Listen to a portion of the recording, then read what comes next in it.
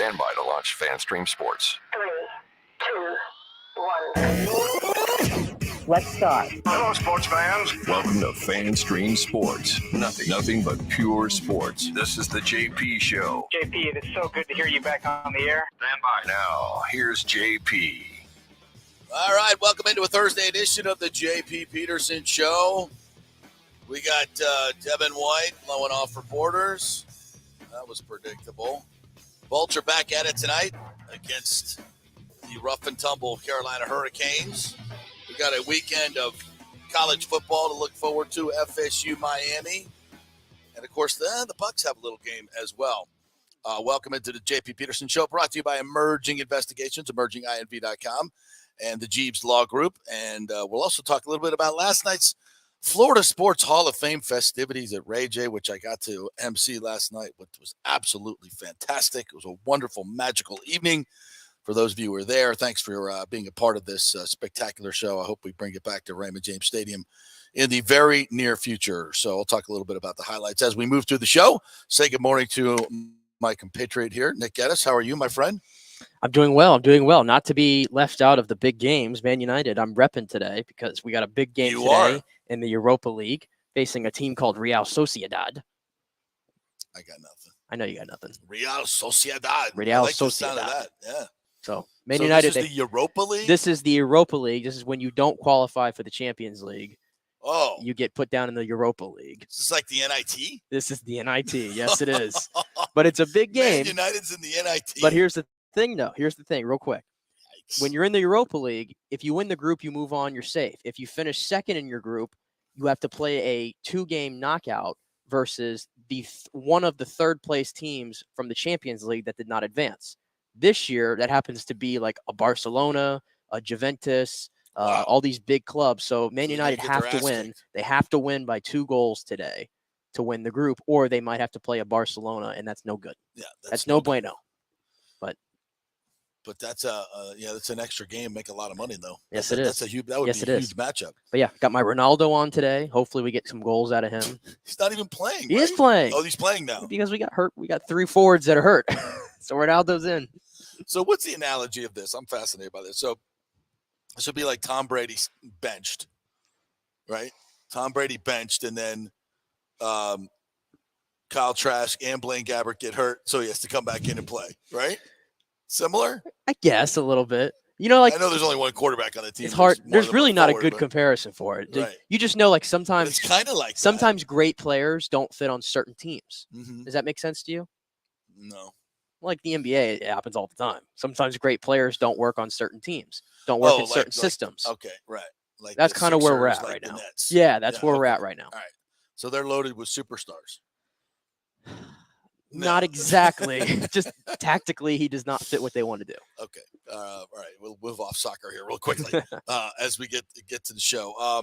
By the way, Scott Carter from Gators.com is going to join us for our Jeeves Law Group Gator Report coming up at 11 o'clock as the Gators go to Texas A&M to face a floundering Jimbo Fisher, which makes my heart sing. And Corey Long's going to join us at 11:30, college football and the Bolts. So we'll chat with him about both things there. I want to begin with a topic that has been, one of our lead topics, and that's the captain of the defense, Devin White, who yesterday, and I was not there at the locker room extravaganza yesterday because I had to do this Florida State Hall of Fame event, so I did not get a chance to go over there. When the reporters went over to Devin White in the locker room situation, said, "Hey, you got a minute?" It was like, "Nah, I'm good. So this is, we've talked about this, about how guys need to be accountable. Guys have to stand up. And Devin White, I mean, we've said this many, many times. There's few players on this team that I like better personally than Devin White. His story is amazing. What he has gone through in his life to get to where he is nothing short of a miracle. His perseverance, his work ethic, his personality. There is nothing not to like about Devin White. He's just a great dude. And, just country, riding horses, most of the time his effort is outstanding. But as we've said many times here, the eye in the sky don't lie.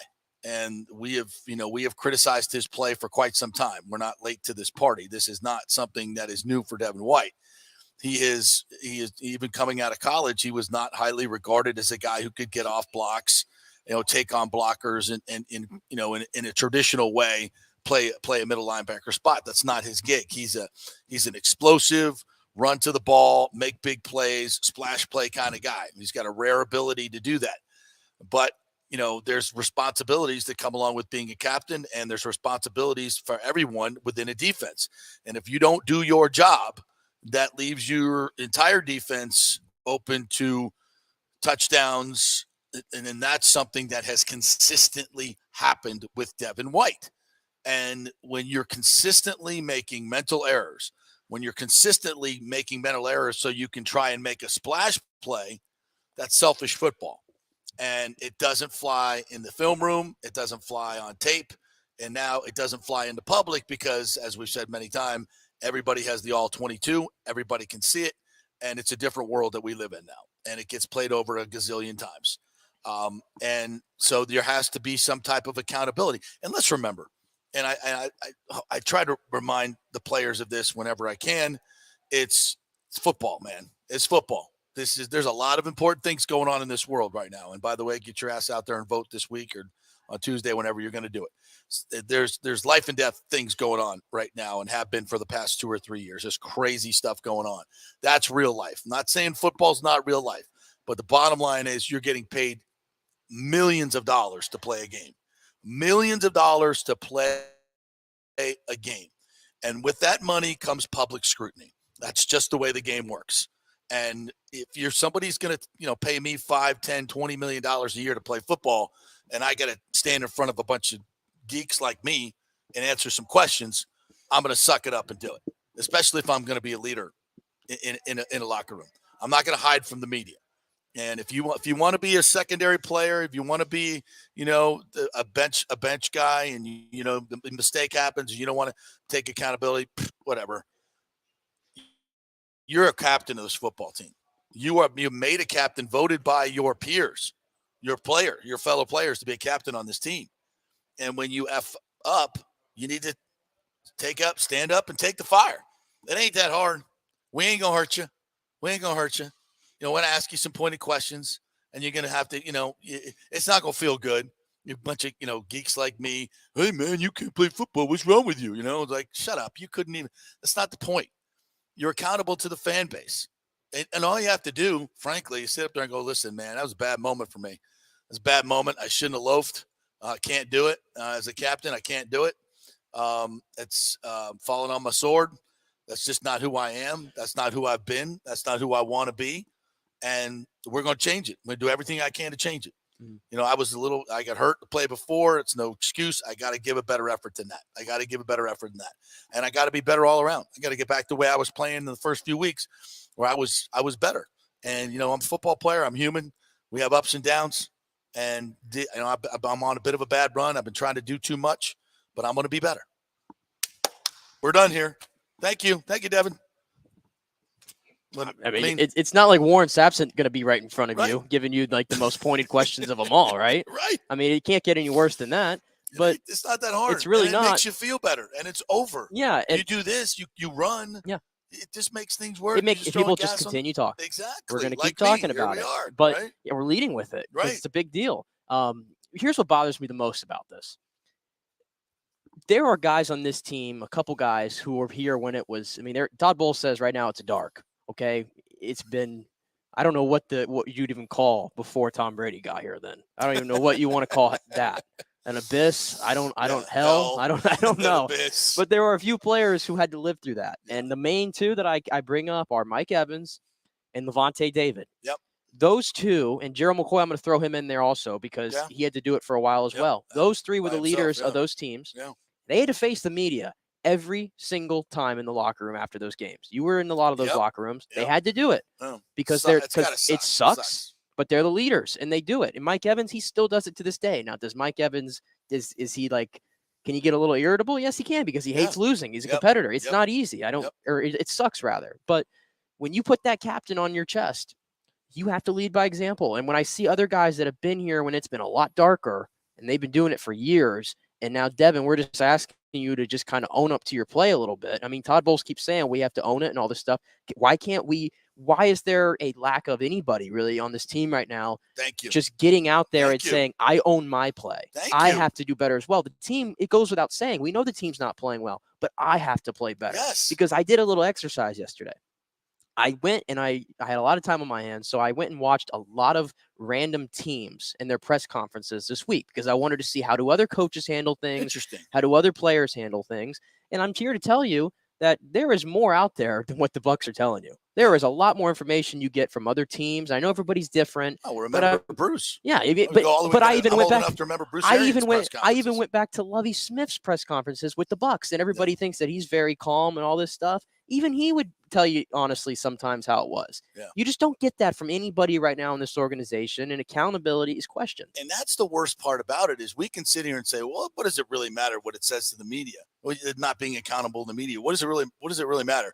Well, it really doesn't, except when your play on the field reflects you're not being accountable. So it's that. So it maybe there's a correlation. You're not accountable to your fans, to the media. And it doesn't look like you're real accountable to your fellow players and your coaches either. And coaches bear this responsibility as well. Todd Bowles is not holding anybody accountable publicly. In fact, he's covering for them. He doubled down on it. You know, you know how he does. He meets with Casey Phillips, I think. He does those little more long form discussions where you kind of get more out of him. Yeah. I believe the quote he was asked about Devin White, and I believe one of the quotes he had was, "I thought he played well for 3 quarters against the Ravens, and then he had like 2 run misfits in the 4th, and that was it." And I just, again, it's like, why do we continue to go out and cover up his play right now? I mean, to me, it's not working. It's clearly the message is not getting through. I like to think that by Warren Sapp, by it coming out of his mouth, that will have some kind of influence on, oh, crap, I really need to get going. Yeah. Because obviously Devin White's on Twitter, clearly. Yeah. He sees what's going on. Oh, yeah. His name has been out there. He put that crap on tape, and everybody's aware of it now. Yeah. So this is gut check time for him. I think more than ever, this is a pivotal moment in his career in this game against the Rams. And the Rams, by the way, go back to the playoff game. They target Devin White on a touchdown to the tight end. They will target him multiple times in pass coverage. They will target him all day long in the run game. They will target Devin White. That's what good coaches do. They find your weakness and they go right after it. And that's what Sean McVay has done to the Bucs 3 times now in the past couple of years. So, yeah, he's going to be on blast again. There's nowhere to hide. You think you're going to run from the media because you can just say, no, I'm good in the rare 45 minutes that we get to go into the locker room. You think that's going to end it? No, it's just going to exacerbate it. And it just tells people that you're not getting the picture. You're not understanding what being a professional is all about. And it's not okay. It's not okay. And it's not what the great ones do. It's just not. And if you want to be a great one, Devin, and I know you do, you got to grow up a little bit, man. You got to grow up a little bit. We talked about this with Scott Reynolds the other day, and we talked about the rocks that have played linebacker and been a captain on this team. Hardy Nickerson, Shelton Quarles, Derek Brooks. Who am I missing? And the guys that played on that defense, the Sapps, the Lynch, the Bronde Barbers, those guys. Okay. Those guys are serious men. They're serious men. I know them personally, most of them. I was here when Hardy was here. And interviewing that dude was intimidating. And talking to Derek Brooks and these other guys, these are serious men about football. Okay. And that's not the personality of Devin White. Now, I'm not saying he has to have their exact personality, but your game has to have a maturity to it. And your game needs to get mature. You need to get a little bit more mature if you're going to be that next level cat. And you have all the ability to do it. You have everything it takes. You just got to be more disciplined, and you got to be accountable. Whether anybody wants to admit it or not, his game is a lot closer to Quan Alexander than maybe anybody wants to admit.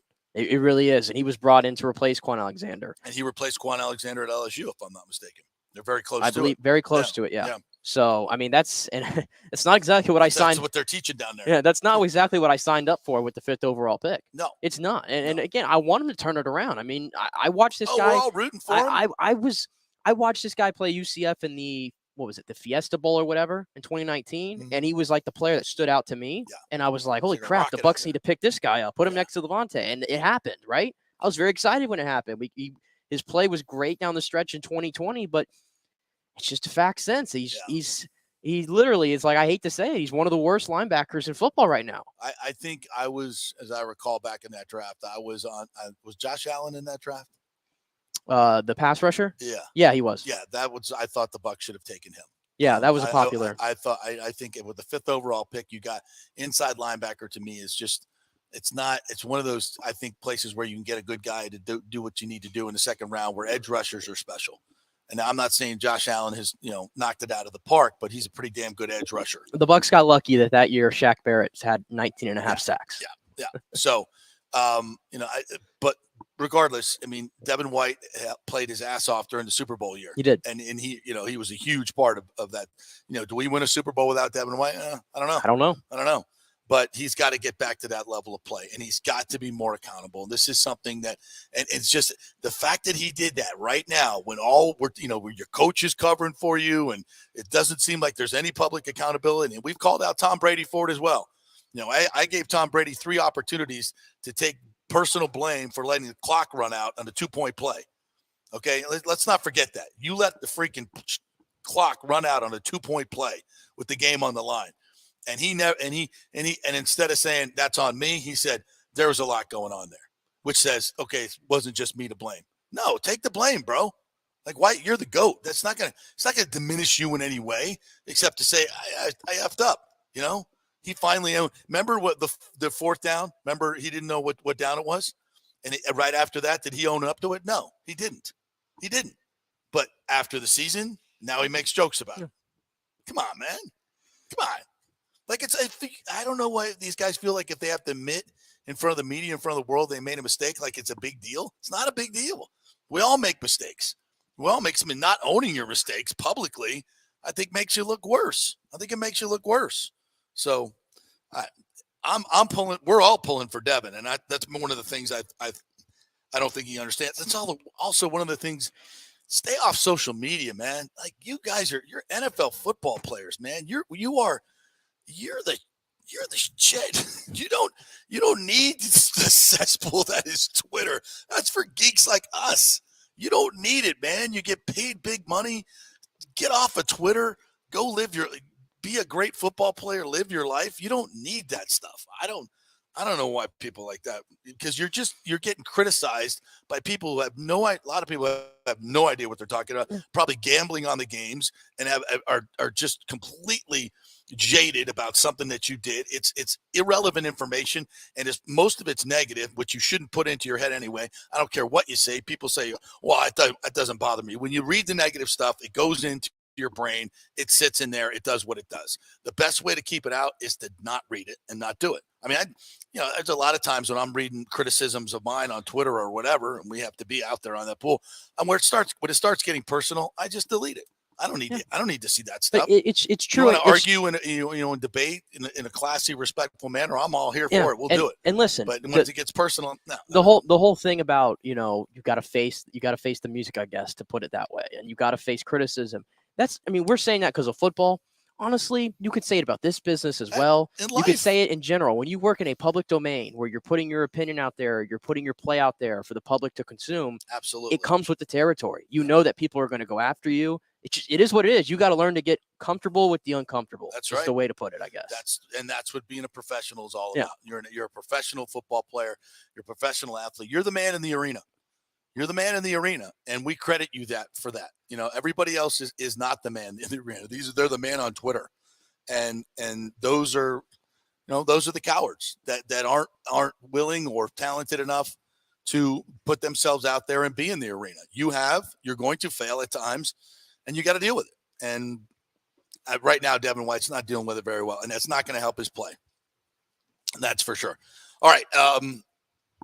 We have some Todd Bowles sound we want to play from yesterday. We'll definitely put the disclaimer out there. It's not the most scintillating stuff, but it is informational, so we can get ready for this game against the Rams, which, we're talking about Devin White. We've been talking about Tom Brady. This is a big freaking football game, and the Bucs have lost 3 in a row to the Rams, and they've been outcoached in these games. They've been outplayed. They need to be better in every phase. The Rams are struggling. This is, to me, the pivotal moment of the season. Brady's divorce is over. It's finalized. They've had 10 days off to reset and do what they did in the Super Bowl season. Reset and come out and play your best football. So ahead of that, against the Rams, let's listen in to Todd Bowles. Todd, when you were hired, one of the things that you said was the attention to detail was slipping last year, and you wanted to really hone in on the attention to details. How has that message been received? And I would assume that 3 and 5, the details aren't being attended to your liking. Can you just speak to that? Well, they've been attended to. They're just being gasket blown on the field, or we're making a mistake here and there. The study and the effort is there. Certain guys do certain things, they got better. Certain guys study a lot and got worse. So we got to continue to work at that. The fact that this team didn't make any moves on the trade deadline, does that speak to more of the fact that you believe in the guys that you already have here, or was this just not a good deal out there to be made? I'm sure Jason's always looking to deal. We're always looking to get better, but if there's not a deal to be made, you don't go out there and reach for one. Todd, first practice back after the long break, did you see a different feel from the guys at all in terms of coming back refreshed, ready, that kind of thing? Anytime you get a couple of days off, you're going to get a couple of guys back and you're going to get healed up a little bit. We understand we got to put in the work to study, but the energy is good. Is Antoine Winfield still in concussion protocol? Yes. We saw Cam out there. Can you give us an update on him? How much progress is he making? I mean, he's running around. He's not really out there practicing, but he is running around in gear, so he's making some progress. You guys have been outscored in the third quarter, 34-18. What's happening after halftime on both sides of the ball where that is getting so lopsided for you guys over the last 5 games? It's been third downs on both sides. We're not converting, no matter whether it's 3rd and 1 or 3rd and long. We're not getting them off the field, whether it's missed tackles or busted assignment or otherwise. We're not getting off the field in the second half. As far as Antoine Winfield Jr. goes, has he made progress? Where is he at in terms of? He's making progress. So is there any possibility he could be back in time to play this week? See how the week goes. Todd, you had said that during that break, Coach, you were just going to look at film, maybe make some tweaks or make any moves, Coach. Is there anything that stood out to you after taking the weekend, look at the film, where you guys are now? We understand where we can get better at it because we watched it. We understand the tweaks that we want to make, and we're working at that this week. Winfield couldn't go out. We hadn't refunded working in Nick. He has a long history there. Could he come back and play nickel, or would you stick with him as that type? It's possible. We mix the guys up a little bit depending on how we're going to play. He's played it before. D's played it. Mike's played it. Zion's even played it. So we're going to continue to monitor it during the week and see how everybody's feeling. Todd, when you watch him, Cooper Kupp is continuing to get his catches this year after the huge year last year. What is it about him that enables him to get open? What does he do well? What do you see? He does everything well. I mean, he blocks, he runs routes, he's outside, he's inside, he's in the backfield, he's in the line of scrimmage, he's in motion, he throws passes, he catches the ball. He's a very intelligent player. He has a lot of savvy. Very athletic player as well, has good size, that goes unnoticed when he's blocking, but he has good size to get on you. And, he's one of them rare players that comes around every couple of years, but he's a great player. Jamel had told us on Monday that you guys were kind of getting back to the basics and focusing a little more on fundamentals with this extra time. How much did you feel like your team was lacking in that area, or is that just kind of part of the reset process? I think you always need it. It's part of the reset process, and sometimes you get away from it as the season goes. And some of the things on film showed the fundamentals were missing in certain guys, whether it was a missed tackle or filling the alley the right way. So we got back to some fundamentals. Todd, you spent some time this offseason really kind of studying the Rams and Saints, teams that have had your number over the last couple of games for sure. You're able to solve the Saints in week 2. What did you see in terms of a common denominator looking back at some of those Rams losses that maybe might benefit you now, or you have a better handle on this team going forward? I don't know if what you've seen. I think they executed better than us down the stretch. I think they executed certain situational football things better than we did at the time we played them. So hopefully we'll get better at that when we play them this time. Some of those breakdowns defensively, are guys trying to make up for other players by, trying to do too much instead of kind of staying to their position? When there is a breakdown, it's just a breakdown. They're not trying to do too much. They've run it 1,000 times. It's just a brain fart here or there, and we got to get better at that. You mentioned going back and looking at the tape and kind of self-scouting.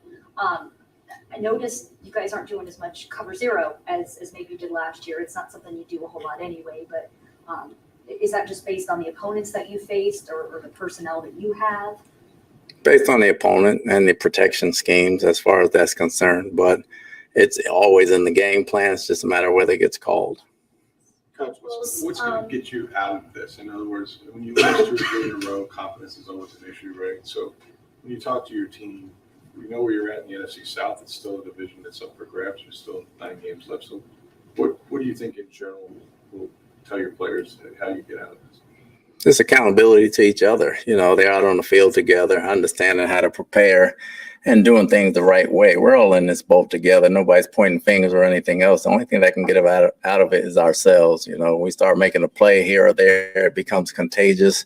So we got to keep working at that. And, that's what football is. You got to go out and believe and make plays. And it comes with the little things. We do the little things right, the big things will come. Well, a lot of technique, a lot of let's get it right. We've played the Rams 3 times, and we just got to be more fundamentally sound. Thank you. Yeah. Where's that sound coming from, by the way? We get that ding. That's me getting messages. I need to tell Casey to stop messaging me here during the show. Yes, but that was well timed though. It's just like, it's just a big nothing burger. Yeah, the one thing, the first question I think was from Scott, which right off the gate, we're off and rolling, and Scott's giving him a good question. Mm-hmm. And he was going into the attention to details and watching tape, and he said that some guys got worse. Yeah. Is that what I heard? Mm-hmm. Some guys got worse after the fact? Yeah. How does that happen? I don't know.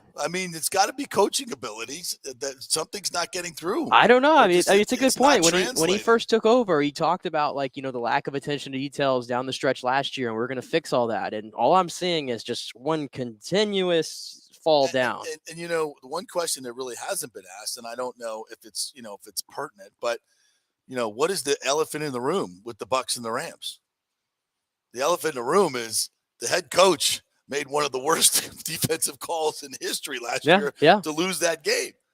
The play before Cooper Kupp gets loose deep, he gets loose underneath, and that was more of, I think, of an execution problem by the defensive back. I think it was Sean Murphy Bunting fell down. And what are you going to do? That happens in football, right? That's not. But then on the next play, and I know people always make a big deal about how, Levante David was in no man's land and they didn't get the blitz call or whatever. Ndamukong Suh was never blocked on the play, and had a straight path to Matthew Stafford. So pressure, Levante David not blitzing, I don't really think affected the play because, he was in no man's land, not guarding anybody. But I guess he was supposed to blitz on that play. That it wouldn't have made much of a difference because maybe he gets there a little bit quicker, but he's starting from further away than Ndamukong Suh in some instances, whatever. So Matthew Stafford was pressured immediately. The problem was Antoine Winfield was one-on-one with Cooper Kupp with no help behind him. That was the problem. It doesn't help. That's not going to be that's not a good strategy in that situation to put a safety on the best receiver in football one-on-one with no deep help. Yeah. That's a really bad idea. And so whether Levante David got the call or not, that whole idea, to zero blitz in that particular situation was not good. That was I hate to prevent defense, but that's a little aggressive at that particular point in the game when all they need is a field goal to win and there's seconds left in the game. At least you got to make them march down the field. That's just basic football. And now he's the head coach. They have completely had his number, and this was a good little. Well, that might have been, but that might again we go back to accountability. Yeah. Not that he has to bring it up. but it is the elephant in the room. And when he's asked about, what are some of those things that have happened over the last 3 years? Yeah. You could have said, well, I made a really bad call in that last play. Yeah. You could have done that, but you didn't. But it's been across the board since he's gotten here. And here was a tidbit from Greg Allman here that since he's arrived in 2019, they faced the Rams 4 times. They have topped 400 yards the Rams have in total offense in all 4 games. And the Bucs have only done that 10 times total since Bowles has gotten here. So 4 out of the 10. So 4 out of the 10 been to the Rams. Are been to the Rams right there. I mean, they just had their number. With that being said, though, it's like let's stop with the have your number. You're getting out coached. Let's just call it what it is. Same thing, yeah. You're getting out coached, whatever. Call it what you want. They're not winning the games. Like what the Bucs, when asked about it, it'd be, yeah, they have our number. No, you're getting out coached. Well, whatever it is, it ain't winning the games. You're not winning the games. But here's the thing, though. This variation of the Rams' offense, this offense is worse than the Bucs' offense right now.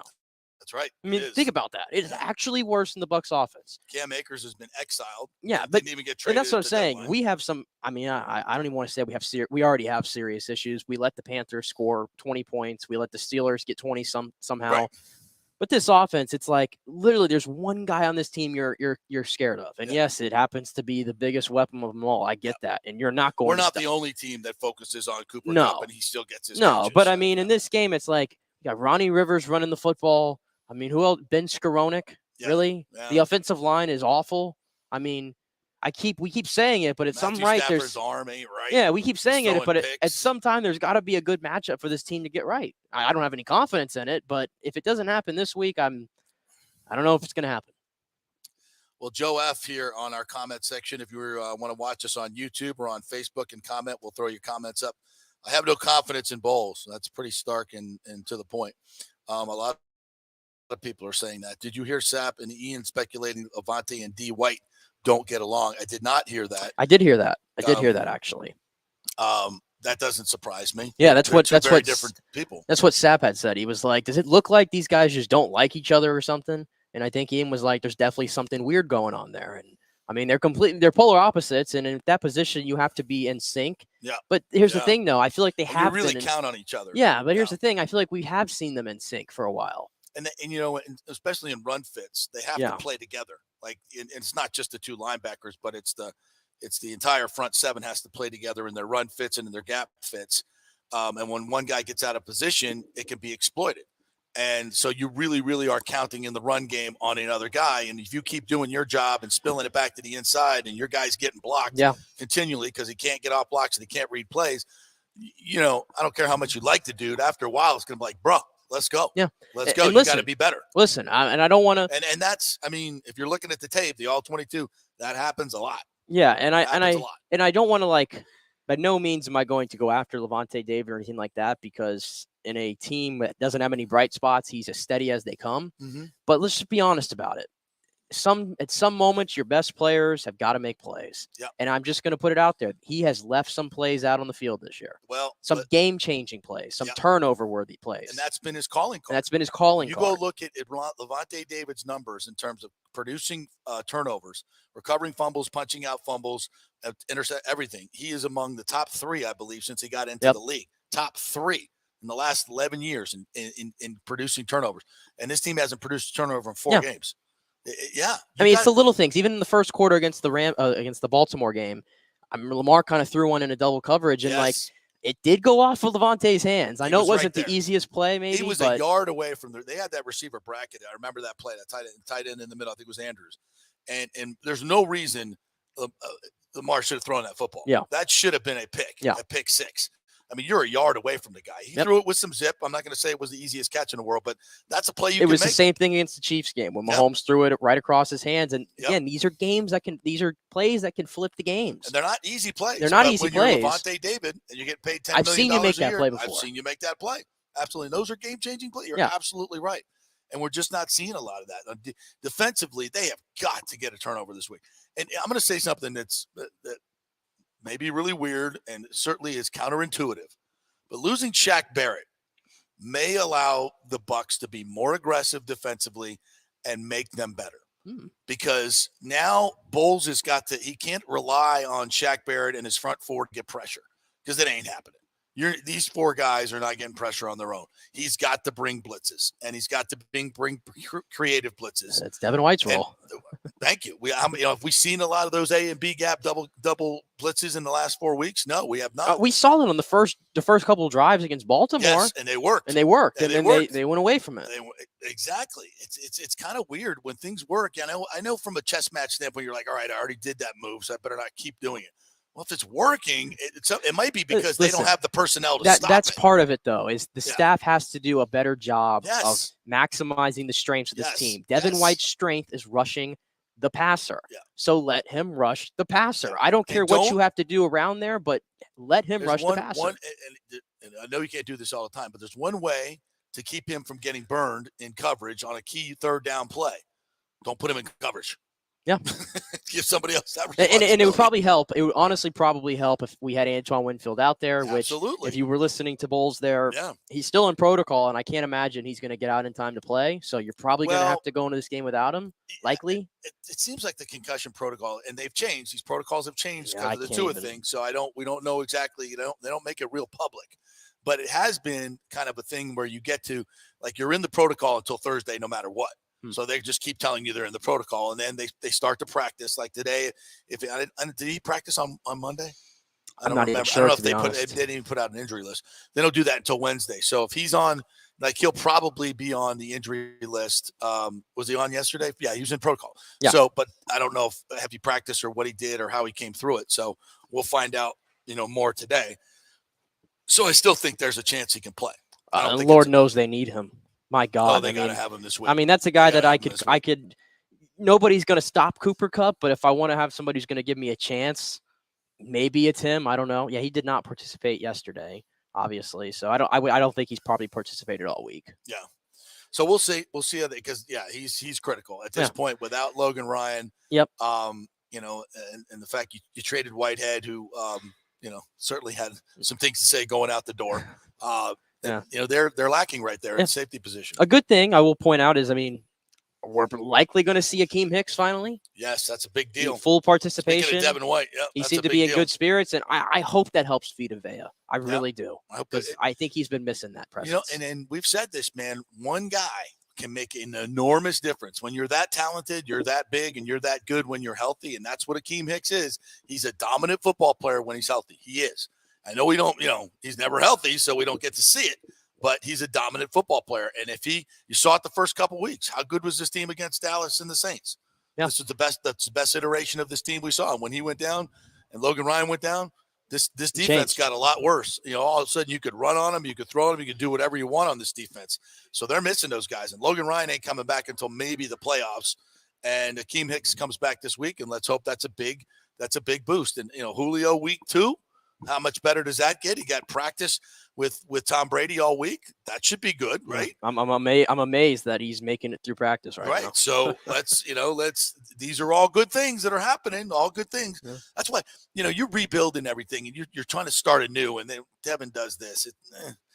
Hopefully it's not a big deal, but it just kind of takes you like, okay, we're moving forward. Oh, we just took a step back. I'll throw another example out there real quick before we get to break. Is like, Tristan Wirfs, we talked to TJ, what was it, on Tuesday? Mm-hmm. And he was asked about, they want him to be more of a leader, but he's really just not that guy. But even that being said, every time the Bucs have availability with players, Tristan Wirfs is speaking every week. And you know what Tristan Wirfs says? I got to play better. Yeah, he's a lot more. He's always about, I got to be better. We got to be better as an offensive line. He's always taking accountability. He's not even like a C, and he always said that he doesn't feel like he's that guy or anything, but even he will stand up to the media and tell you what's going on. Absolutely. And,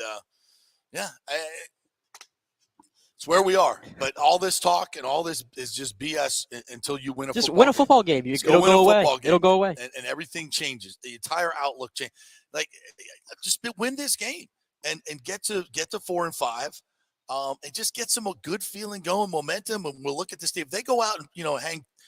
God forbid they put 30 points up against the Rams and they beat them, 30-21.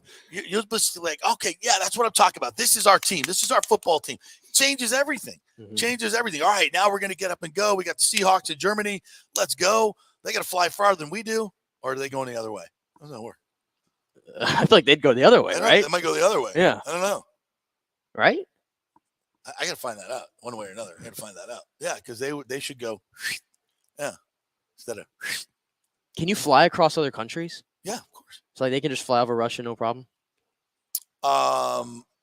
Airliners. Yeah, I mean, I think airspace is the thing. I didn't know how that works because I know there's Yeah. all these, weird crap going on in the world. Yeah. Well, now with the war going on, probably maybe not. Yeah, I don't know. So I'm not going to speak on that. Fly over the polar ice cap. You do all kinds of stuff. All right, let's take a break, and we'll come back on the other side, talk a little Lightning as they get ready for the Carolina Hurricane this evening. We got some college football to get to as well. All kinds of fun stuff, and interesting column from John Romano of the Times on Jeff Scott. And here's a shocker. I agree with John Romano. That's a tease right there. Stay with us.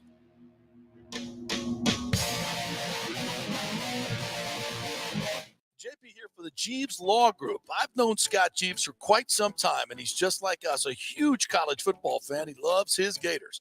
In fact, he sponsors our Gator Report every Thursday at 11 o'clock with Scott Carter from FloridaGators.com. But he's not just another PI attorney. He is a ferocious advocate for his clients. Scott Jeeves is a board-certified civil trial lawyer and a certified circuit court mediator practicing in Tampa Bay for over 30 years. He is an AV preeminent rated civil trial lawyer and certified circuit court mediator. Folks, these designations are not just given out. They're given only to the best trial attorneys. But more than anything, guys, let me tell you about Bay Area Modern Medical Center. Are you experiencing low sex drive, fatigue, hot flashes, moodiness, and you just don't feel like you have the vitality you once had? You're not just getting old, it's likely low testosterone. Studies over the last 20 years show a shocking decline in younger males aged 16 to 39. Older men have seen a sharp decline as well. Do something about it. Go see my friend Christopher Lugo at Bay Area Modern Medicine. Testosterone replacement is not a frivolous treatment. It takes a professional, targeted approach that focuses on total body wellness, vitality, and emotional stability. Not a one-size-fits-all approach like many clinics use. They will monitor your blood work and adjust your treatment as needed for optimal results. Call 844-977-3477 or go to BAMMC.com. Tell them JP sent you for priority scheduling.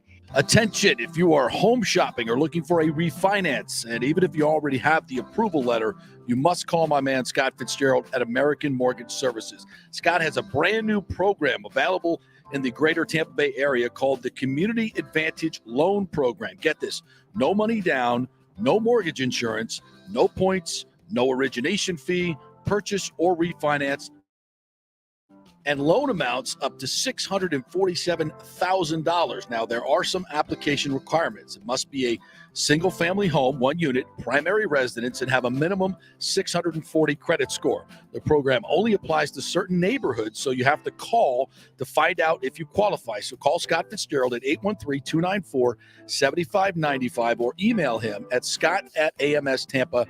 Now, even if you don't qualify for that program, Scott will shop your loan around, get you the best rates, and won't charge you the huge upfront fees. And if you've had issues with your bank calling you back, Scott will return calls immediately or at least the same day. 813-294-7595 or email him, scott@amstampa.com. Scott Fitzgerald, MLS 386722, American Mortgage Services, 1000 North Ashley Drive, Suite 1020, Tampa, Florida. Was your car totaled in an accident? Did your insurance company use Kelley Blue Book or NADA to appraise the value of your car? Chances are they didn't, and you got shorted maybe thousands of dollars. Call the Jeeves Law Group for a free case evaluation because your insurance company may still owe you money. 727-894-2929. It's a free call, so why not find out if you have a case? Insurance companies have been running this scam for a while, and most folks don't know if they've been shorted. Trust me. Scott Jeeves is a different kind of attorney, the kind insurance companies hate to go up against. He could recover thousands of dollars, so why not call 727-894-2929 or go to JeevesLawGroup.com. That's JEEVES Lawgroup.com and tell them JP sent you. JP here for Emerging Investigations, Tampa Bay's premier investigation agency. Do you suspect your spouse is cheating or involved in a divorce, that your spouse is hiding money, an ex-employee or current employee with suspicious behavior? Is there a criminal matter you need help with? If you need information you can count on, using the professionals at Emerging Investigations is a slam dunk. Emerging Investigations is a licensed and insured private investigation agency, family-owned. Emerging is your ideal resource to secure evidence and validation, allowing you to make informed decisions in life's biggest matters. Led by industry executive Brian D'Antonio, Emerging possesses the experience and resources to get needed results. Emerging Investigations maintains an excellent reputation as a premier investigation agency. They are known for results. You're not just hiring a PI, but an organized, dedicated team using state-of-the-art technology. Their proven investigative methods produce crucial information used in criminal cases, insurance fraud, and personal injury claims. Many local attorneys, industry agencies, and your concerned neighbors all count on Emerging Investigations. Just go to their website, emerginginv.com, or call 813-291-FACT. That's 813-291-FACT-3228. Get results you can trust in life's biggest matters. Emerging Investigations. Now is the time to make sure your home insurance is in order. In the last year, many of us have made improvements to our homes. So call the folks at Italiano and discuss these upgrades to make sure you have enough coverage. According to a recent report, almost 64% of homeowners don't have enough insurance on their home, which is their most valuable asset. Also, a great time to make sure you have flood insurance. Even if your mortgage company does not require flood insurance, your home could still be at flood risk. Another big item as we enter hurricane season is making sure your pool enclosure is added to your policy and there will be no issue at claim time. That happens a lot. So call your friendly agent at Italiano Insurance to review your policies today. 813-877-7799 or ItalianoInsurance.com. Hey guys, Serena Fazan here for the Golden Diamond Source. Are you looking for the hottest trends in men's jewelry?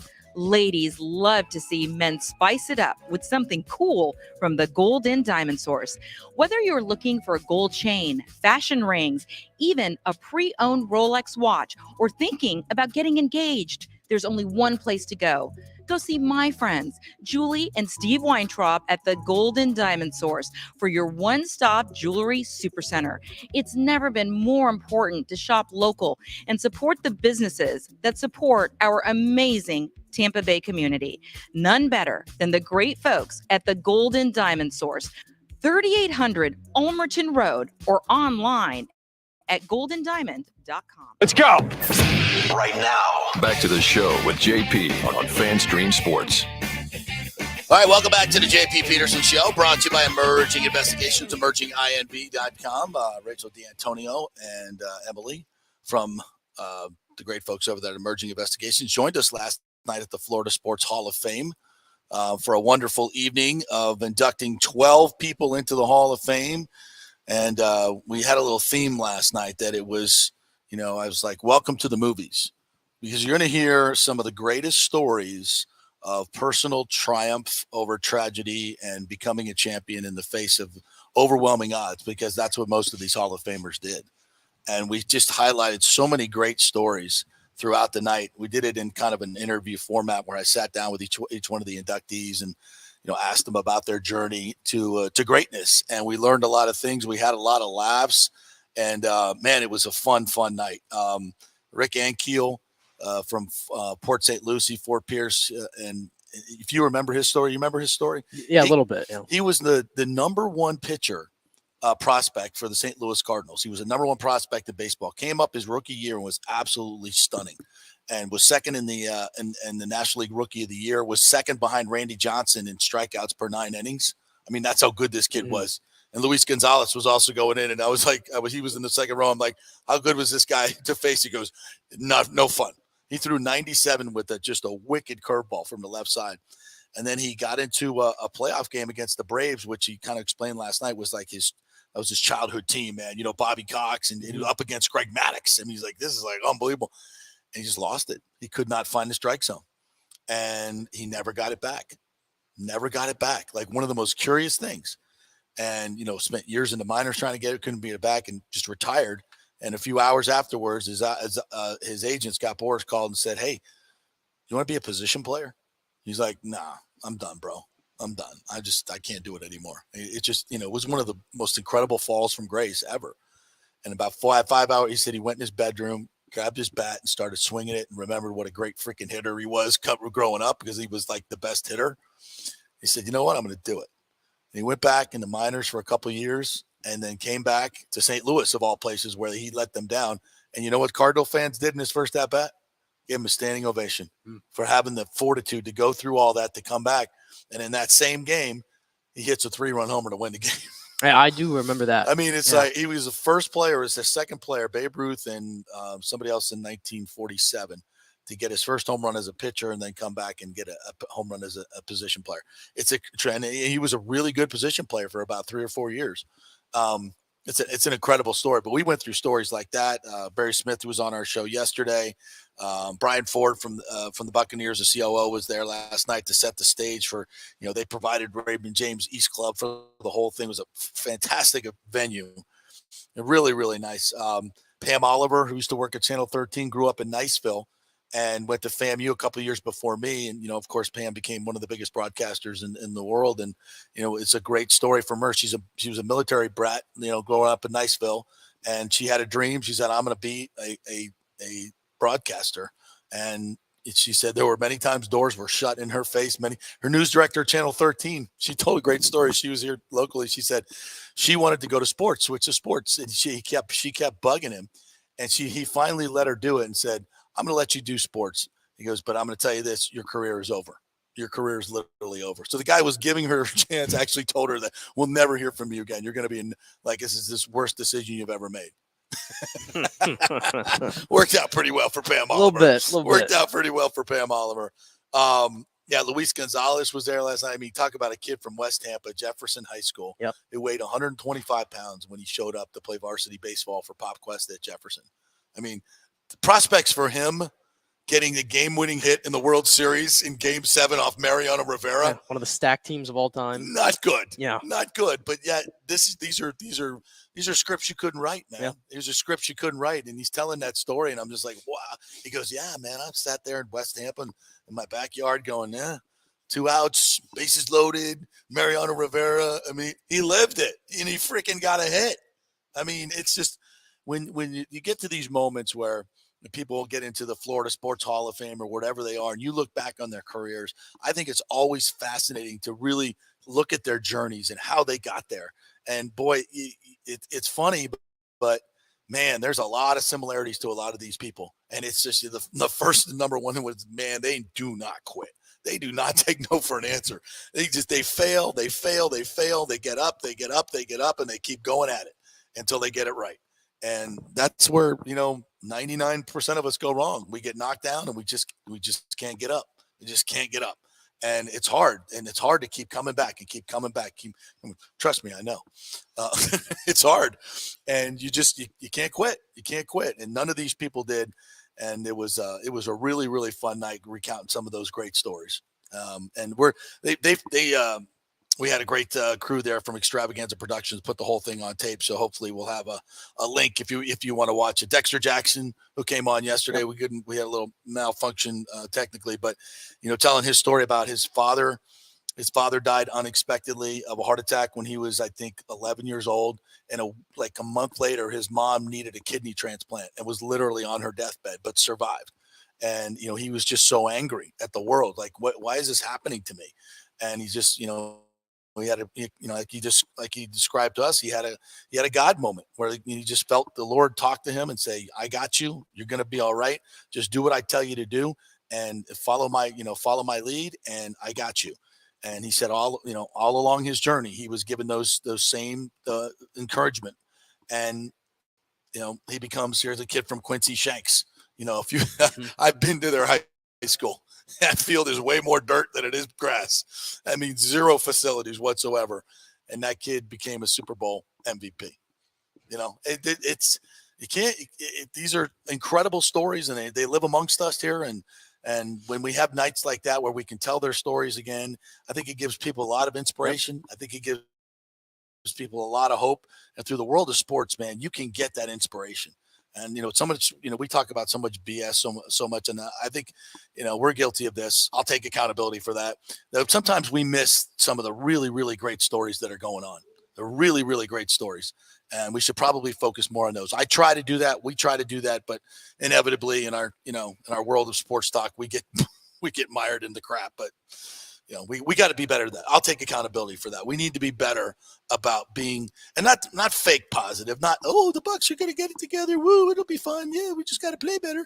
No, not that. But we need to recognize some of these other stories. So hold me accountable for that when we have these moments to do that. So, all right. So what were we going to talk? We can talk about Jeff Scott and John Romano. John Romano wrote a column today, and we've talked about this for a couple when USF keeps losing close games and showing stuff, and everybody is just beating down the door to fire Jeff Scott. And like Romano wrote today, that's the easy call. That is as easy as it gets. 3 years in, even though 1 year was a COVID, they're 4-25. This is just unacceptable. You can't do it. Problem is, and we've talked about this, when you meet Jeff Scott and you talk to him and you talk to everybody around him, his boss, Michael Kelly, and his assistant coaches and his players, and I've talked to his players privately, and they love this guy, man. They love this guy. They'll run through a wall for this guy, even when they're losing. They haven't quit. They have not quit on him. You can look at it on the field. They're not quitting. They're not finishing games the way they should, but they're not quitting. And a lot of teams could quit after what they've gone through. So, you talk about integrity. You talk about, the guy that works his ass off. You got to talk about a guy that's likable. I mean, these are all the things you want in a head coach, a young head coach. And as I've said before, first of all, USF doesn't have the money to fire him. I mean, if you're A&M and you want to eat an $86 million buyout of Jimbo Fisher, I guess that's something you can do. But USF they're not in any position to do a $10 million buyout. So, it may be by absolute necessity that they have to hold on to Jeff Scott, but I also think it's the best practice to hold on to him, because you're not going to get out of this by just, flip-flopping coaches every 2-3 years. And certainly with the COVID situation, and if you watch this program, you cannot sit there and say that they have not made progress. And I know the wins aren't there, but I watched the Florida game. I watched the Cincinnati game. I watched the Houston game. I mean, they're not far off. That sounds stupid. I'm sorry. They're not far off from being an average team. And that's, I mean, if you're USF, you just want to get to 6-7 wins at least, and be consistent in that. And then, every once in a while have a 9, 10, 11 win, have that breakout season. Yeah. We don't expect you to go, 9, 10, 11 wins every year. It's not what we're looking for. We're realists here. But you can't be 1-11. Yeah. You can't be there. That's just not going to get it done. And it's like, again, when you want to fire somebody, it's like, who's up then? Who's up? And when you're a program that has won 4 games, right, in Jeff Scott's tenure, is it? What's the selling power there? Yeah. There's not much selling power. I mean, yeah, you're getting the new facilities, you're getting the new stadium. That helps, don't get me wrong. But there's always been, for whatever reason, limitations at this program. And a lot of it is because there is a lot of talent here, yes, but there's a lot of big schools in this area, and a lot of big schools like a Clemson and Alabama. All those schools have started to come to this area now. And when you're USF, it really doesn't matter what you do. You're just not going to get those guys. So it's not an easy job. But I think, too, looking into the future, the AAC is about to change. Yeah. There's going to be big time. Your biggest schools, the Cincinnati, the UCF, the Houston, they're all going to be out now of the AAC. So, and the ones that are coming in are not exactly barn burners, by the way. No. So there is an opportunity there in the future. Right now, you're kind of treading water, but if you can kind of turn it around a little bit, I don't think there's much left. I mean, Tulane, obviously, but are they going to be this good for how much longer? I don't know. There's an opportunity there for a program to get up out of this. And if you look at the teams in the AAC who they're going up against, USF's in as good of a market to do it. Oh, God, yes. I mean, the facilities they're about to build are going to be top notch in the conference. Well, and that's, if you're Michael Kelly, that's where you're looking at this. You're looking at this from a future standpoint. You're not looking at it from right now. You're looking at, what is this program going to look like in 2 years? Mm-hmm. Okay, and what his vision is this. You're going into a weaker AAC, right? Your schedule's going to be hopefully very manageable. You have a couple good non-conference games they got coming up. I think they got Alabama maybe coming up or something. Yeah, They're wise. Yeah, so they've got some interesting non-conference coming up. But your conference games you should win, and you can win your conference. So imagine if we're sitting here in 2 years and your new stadium is a year away, right? Or your new on-campus stadium is a year away. You've won 2 consecutive AAC championships, even though a weak league. But you can, there's a way forward to do that, right? And you're starting to build some momentum with recruiting. All right. I mean, that's not completely far-fetched, right? But you know how that's not going to happen if you fire Jeff Scott. And you have to go out and find start a guy. all over again. Start all over again. A lot of the guys that he recruited, may not stick around. You get a lot of portal. Are you going to find the next Josh Heupel? Maybe. How you been doing on that score? Not very well. It's not easy to find those guys, and it's not easy to convince them to come to USF, especially if you're firing coaches every 3 years. I mean, if you were a head coach and you were given the dumpster fire, and then COVID came along, and you could do nothing in terms of recruiting or anything, and then you got 2 years and you're still trying to get your guys in here, you would feel after 3 years like, man, I didn't get a chance. I really didn't get a chance to do this thing. So I think Michael Kelly has to look. You made your bed with Jeff Scott. It may have been the wrong hire. It may be a waste of time, but I don't think you have an option here. Yeah. I think you got to pour into this guy. You got to pour into the program, continue to move it forward.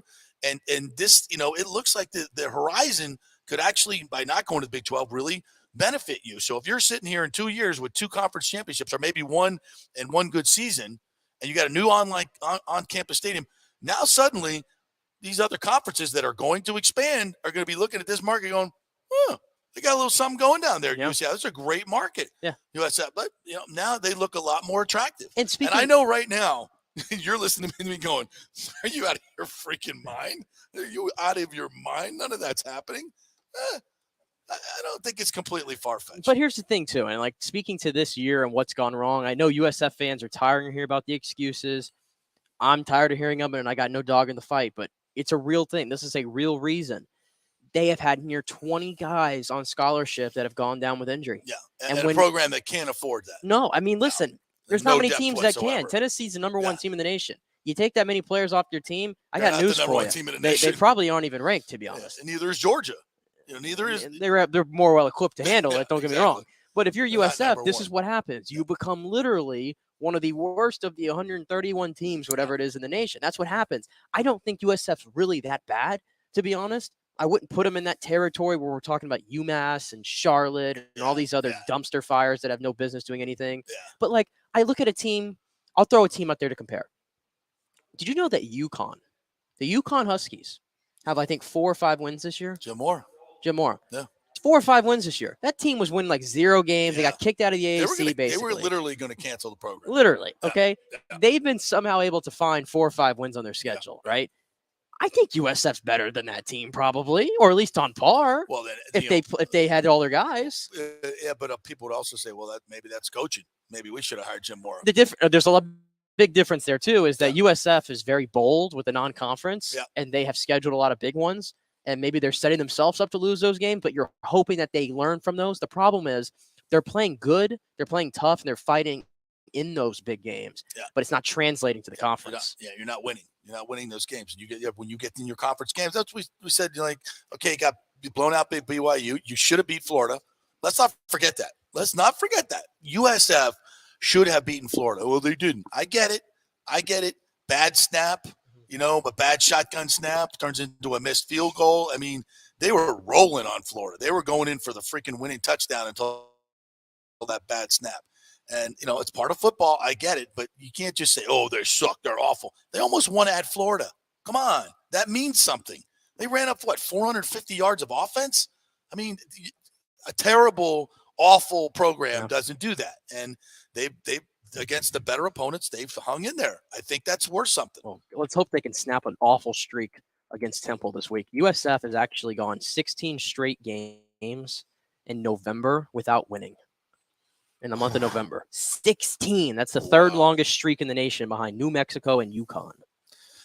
And to go back just to finish this thing up on Jeff Scott, if you go back to Skip Holtz's last year, okay, I think he won 3 or 4 games. If you go back to that season, and I know Skip, he's a friend of the program, so I might be a little biased, but we've talked about this. You go back to that, And there were literally 7 of those losses. They could have easily won the game. There were some crazy things that a guy hit. It was 61-yard field goal. They went, they had no time left, and they went down the field to kind of, Kansas City Chiefs, the Buffalo Bills thing. They lost the game. Guy makes it. I think they had 2 makeable missed kicks that would have won games. I mean, these were all close games, and you got to win those games. But you don't fire a guy based on a season like that. That was so stupid. And then Skip Holtz goes to Louisiana Tech and goes to 6 bowl games in a row. And Skip Holtz has been a very good coach at every other stop that he's been at except USF. Yep. He's won everywhere. At East Carolina, UConn, at Louisiana Tech. The only place he didn't win was USF. And he was, to me, fired premature and wasn't supported by the university. They weren't building him new locker rooms and all. They weren't even paying for pizza after the game. Okay. He had to take that out of his own pocket. True story. So, I mean, so you want to fire guys because he's not the right guy. Be careful, because all you're going to do is just keep cycling through coaches. So I think, and I got news for you. The next one coming in ain't going to be as credentialed as Charlie Strong was. No. He ain't going to be as credentialed as Skip Holtz was, and Nope. he ain't going to be as credentialed even as Jeff Scott was, an OC for one of the best teams in the nation. Right. That has a lot of, that did a lot of great work recruiting, has the template to be a really, really good championship team. It hasn't translated yet. And don't forget, Jeff is really young. He's learning, but he's learned from the best. And I just think that if you're going to go out and hire a coach right now, you'd be looking for a guy like Jeff Scott. So why not just pour into him and give him a little bit more time? And we'll see if that happens. All right, we'll take a break. We'll come back. We're efforting Scott Carter from FloridaGators.com to talk some Florida, Texas A&M. They go down to see Jimbo Fisher, and we'll talk some more Bucks. Corey Long's going to join us. We'll talk some college football with him and the Bolts as well. So big 11 o'clock hour coming up. Don't go anywhere. We're brought to you by Emerging Investigations and the JeevesLawGroup.com. Stay with us.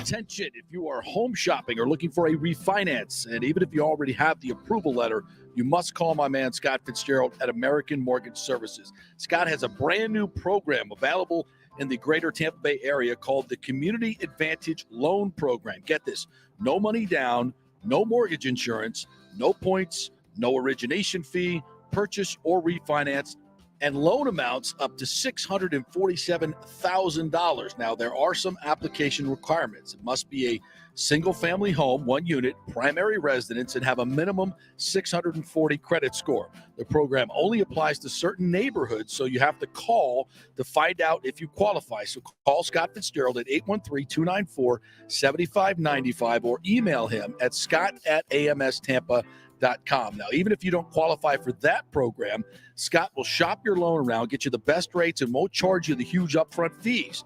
And if you've had issues with your bank calling you back, Scott will return calls immediately or at least the same day.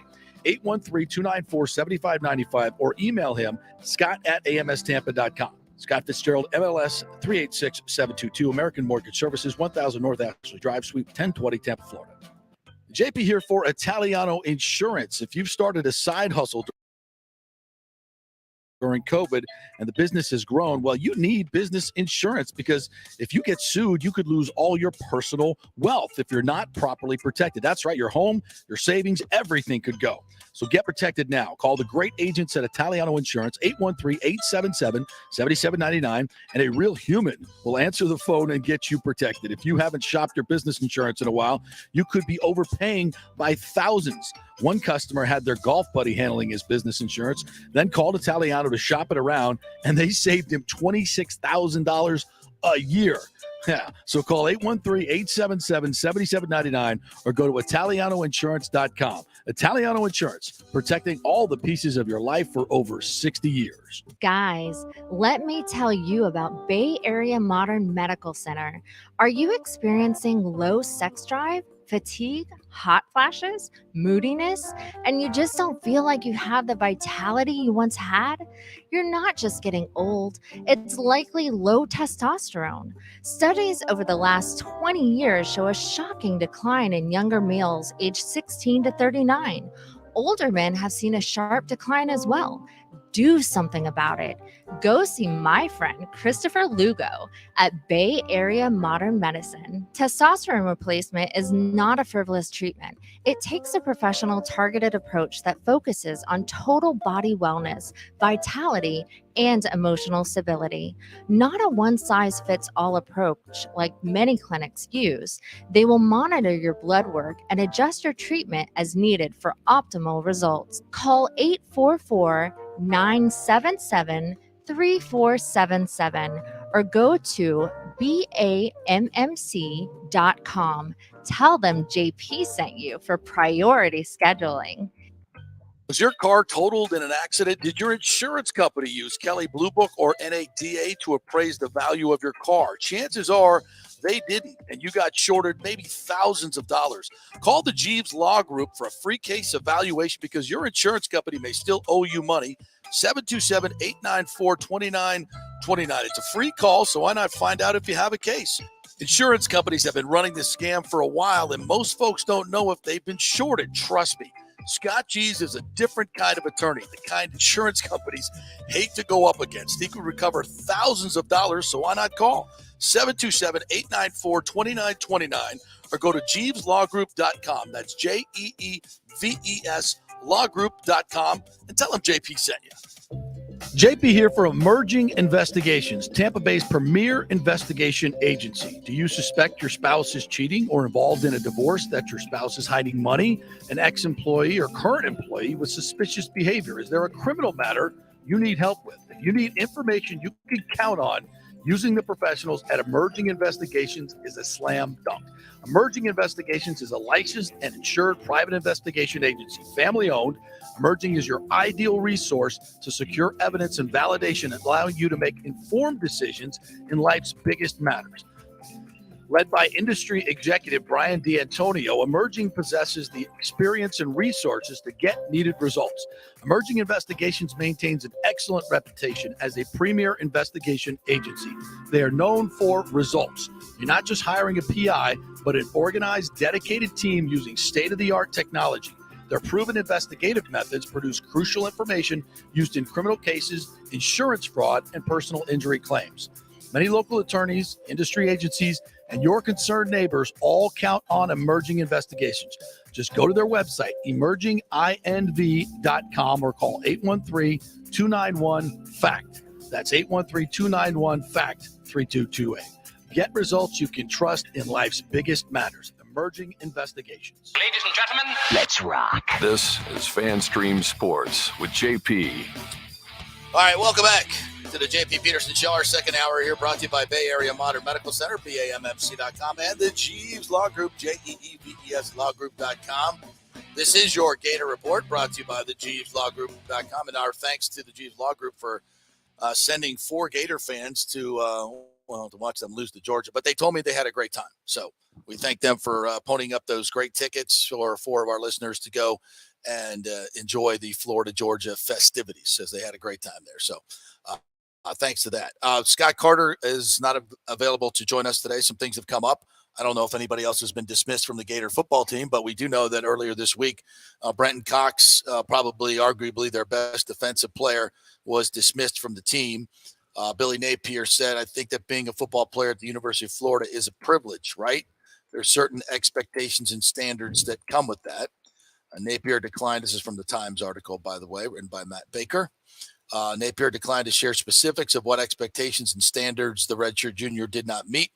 Cox appeared to throw a punch during Saturday's loss to number 1 Georgia, but Napier said he was unaware of that. Napier said the decision was based on more of a cumulative effect. Quote from Napier, these are hard things, right? I think that we want to do what we can do to help Brenton going forward, but I think it's a healthy thing for our team. It's a more important thing to understand here is we make every decision in the best interest of our team. Cox wrote in a social media post that he's declaring for the draft. I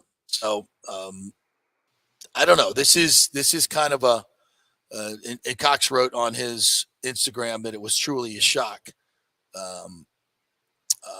He expressed gratitude. I'm not going to read the whole thing, but he's going to work through it. Obviously, this is not going to be great for his draft status, but it's, I think, kind of indicative of what Billy Napier is going through, that you got to just weed out some people that aren't part of the plan. And I don't want to be too critical because I have no idea what went on here, but clearly if you're going to dismiss one of your better players on a week you're going to play at Texas A&M, these were serious enough grievances that it's just not going to work. And, every new coach has to go through this, and this is just part of the process. For the Gators, if you believe you got the right man, and I've already heard some grumbling from Gator fans that Napier's not the right guy. Oh, come on. Who says that? I've seen it from Gator fans. They don't like to lose to Georgia. They don't like to lose. Hey, you've been getting your ass kicked by Georgia for a long time now. Yeah, I know. I think it's misplaced, but patience. They've only had 13 sacks, which is tied for 97th in the country, and third down defense that is on pace to be the worst by far in program history. So this ain't going to help the on-field product. Or maybe it will. Maybe it will. Maybe he's not doing what he's been asked to do. Maybe, I'd rather have a disciplined linebacker or a guy that I know is going to do his job instead of a talented guy that's going to go off freelancing. Well, no, I think all coaches feel that way. I think that there's some bad apples in this program, clearly. I mean, there was the thing that happened a couple weeks ago. I forget who it was, but a player, again, stay the hell off of social media. Yep. But a player goes immediately to like an Instagram live after the game. And it was after they lost, I think. And I think he said something like, this damn team, man. Or like, that's what he said. Or like, that was his caption on like his Instagram live while he's in the locker room. Like, it's just stuff like that you just don't do. It's and I know these guys are kids and it's immature, but those are things that you got to weed out of your program. Yeah. You have to. And I think Billy Napier is sending a message here, and we've talked about that. Accountability is a real thing, especially when you take over a program that I don't want to say has been in shambles necessarily, but clearly what happened last year was not the standard, and even 4-4 right now is not the standard. But as we've been over with so many times with Scott, this is arguably the least talented roster that Florida has had in 20, 30 something years. It's a long time. Yeah. So you are kind of handicapped by what you can do. But I tell you what, though, I mean, they're in a lot of these games still. I thought they showed some fight against Georgia, and now you get a game against A&M, which is going completely backwards. But, A&M made a change to quarterback, and I think that's going to make them a bit more formidable in this one. Oh, they did? Yeah, they no Max Johnson and no Haynes King, so they turned to Connor Weigman, and he was the number 1 overall quarterback, I believe, in this last class. So he's a 5-star. So he is a legit dude, and they turned to him. They didn't want to have to do that this year, but they had to, and he was a lot better than Johnson and King were, especially against Ole Miss. 338 yards and 4 touchdowns, and the 3-point loss to a almost top 10 Ole Miss team. Yeah. So Texas A&M's offense actually kind of found something with Weigman in there because he's just really talented. So that's probably bad news for the Gators. This is going to be a crazy atmosphere. Really bad. Which, Florida? Yeah. Yeah, and not a good atmosphere to have to go on the road in. We know that. But, A&M's not playing sound defense this year anymore either. Yeah, and 2 weeks ago, Fisher suspended 3 players from his big 2022 recruiting class that was ranked number 1 for a locker room incident. He's starting to play a lot of other guys, and I've heard from some folks that program is in a little bit of disarray behind the scenes. So they need a big win. I don't know if Florida would be considered that because they're 1-4 in the SEC. If Florida wins this game, let's just it's a holiday season. Let's just be on the lookout for any trees in the streets, anything. Oh, Jimbo Fisher going to throw the old Christmas tree out? You think? Would it surprise anybody? Out on the curb? Would it surprise anybody? No. I mean, we're going to find out. I don't think he's not going to quit. No, but if this team wins, what are they 3-5 right now? I think Texas A&M would love for somebody to come get him. That's what I'm saying. If this team's 3-5 right now, if they win like 4 games or something, given the talent, the best overall recruiting class of all time and everything, right? If you win like 4 games, I mean. We're going to find out how much money Texas A&M really wants to pony up here, because we're seeing with Auburn, they're paying like near $60,000 a day and 3 separate buyouts right now. Yeah, they're still paying Gene Chiswick's buyout. Crazy. They're paying Gus Malzahn's, and now they're paying Brian Harsin. So we found out how much money they have. Let's see how much Texas A&M has if they win 4 games. Crazy stuff. All right, that is the Gator Report, brought to you by the great folks at the Jeeves Law Group. Hey, if you have a claim against your insurance company, or you have had a totaled car, claim over the past few years, you don't think you got what you deserve from your insurance company, and you probably did not, you may have a claim, and it won't cost you anything to go after the insurance company, because there's a provision for attorney's expenses in in this particular case. So give the folks at the Jeeves Law Group a call. Just go to Jeeves Law Group, JEEVES lawgroup.com, and you can email them or call them, and Scott Jeeves and his folks will get back to you. And trust me, they do not want to see you coming at them when you're represented by the Jeeves Law Group, because as I've heard some some really fun stories about what Scott does to insurance companies in some of these mediations. It's not pretty for them, but it's certainly good for you. So if you want him on your side, go to the JeevesLawGroup.com. Hey, we did real quick here. We did get a question. Yes. Real quick here from James. He said, so JP, where does Max Johnson go from here? Who we obviously know transferred A&M, and White. This is Weigman's team now. This is the transfer portal that we live in, right? Yeah. This is the transfer portal that we live in. And, there's a lot that goes on behind the scenes. And, obviously, Max was looking for a place to go after Big O was fired, Ed Ogeron was fired. And with Brian Kelly coming in, he just had no idea what was going to happen. I mean, obviously, Max is very talented. He played really well as a freshman, I thought, at LSU. So he goes to Jimbo Fisher and finds a place where he thought he had a home. And he lost his job because he got injured. Yeah. I'm not saying he was playing great, but he lost his job. He got injured. But if Weigman's the guy now and he's the big time recruit, here we go again. Yeah. Where's Max headed now? And will Jake go with him? Because I don't think Jake, the tight end, is getting any playing time at all either. Not that I've noticed, no. So, will they stay? I don't know. It's interesting. But I would guess he wouldn't stay.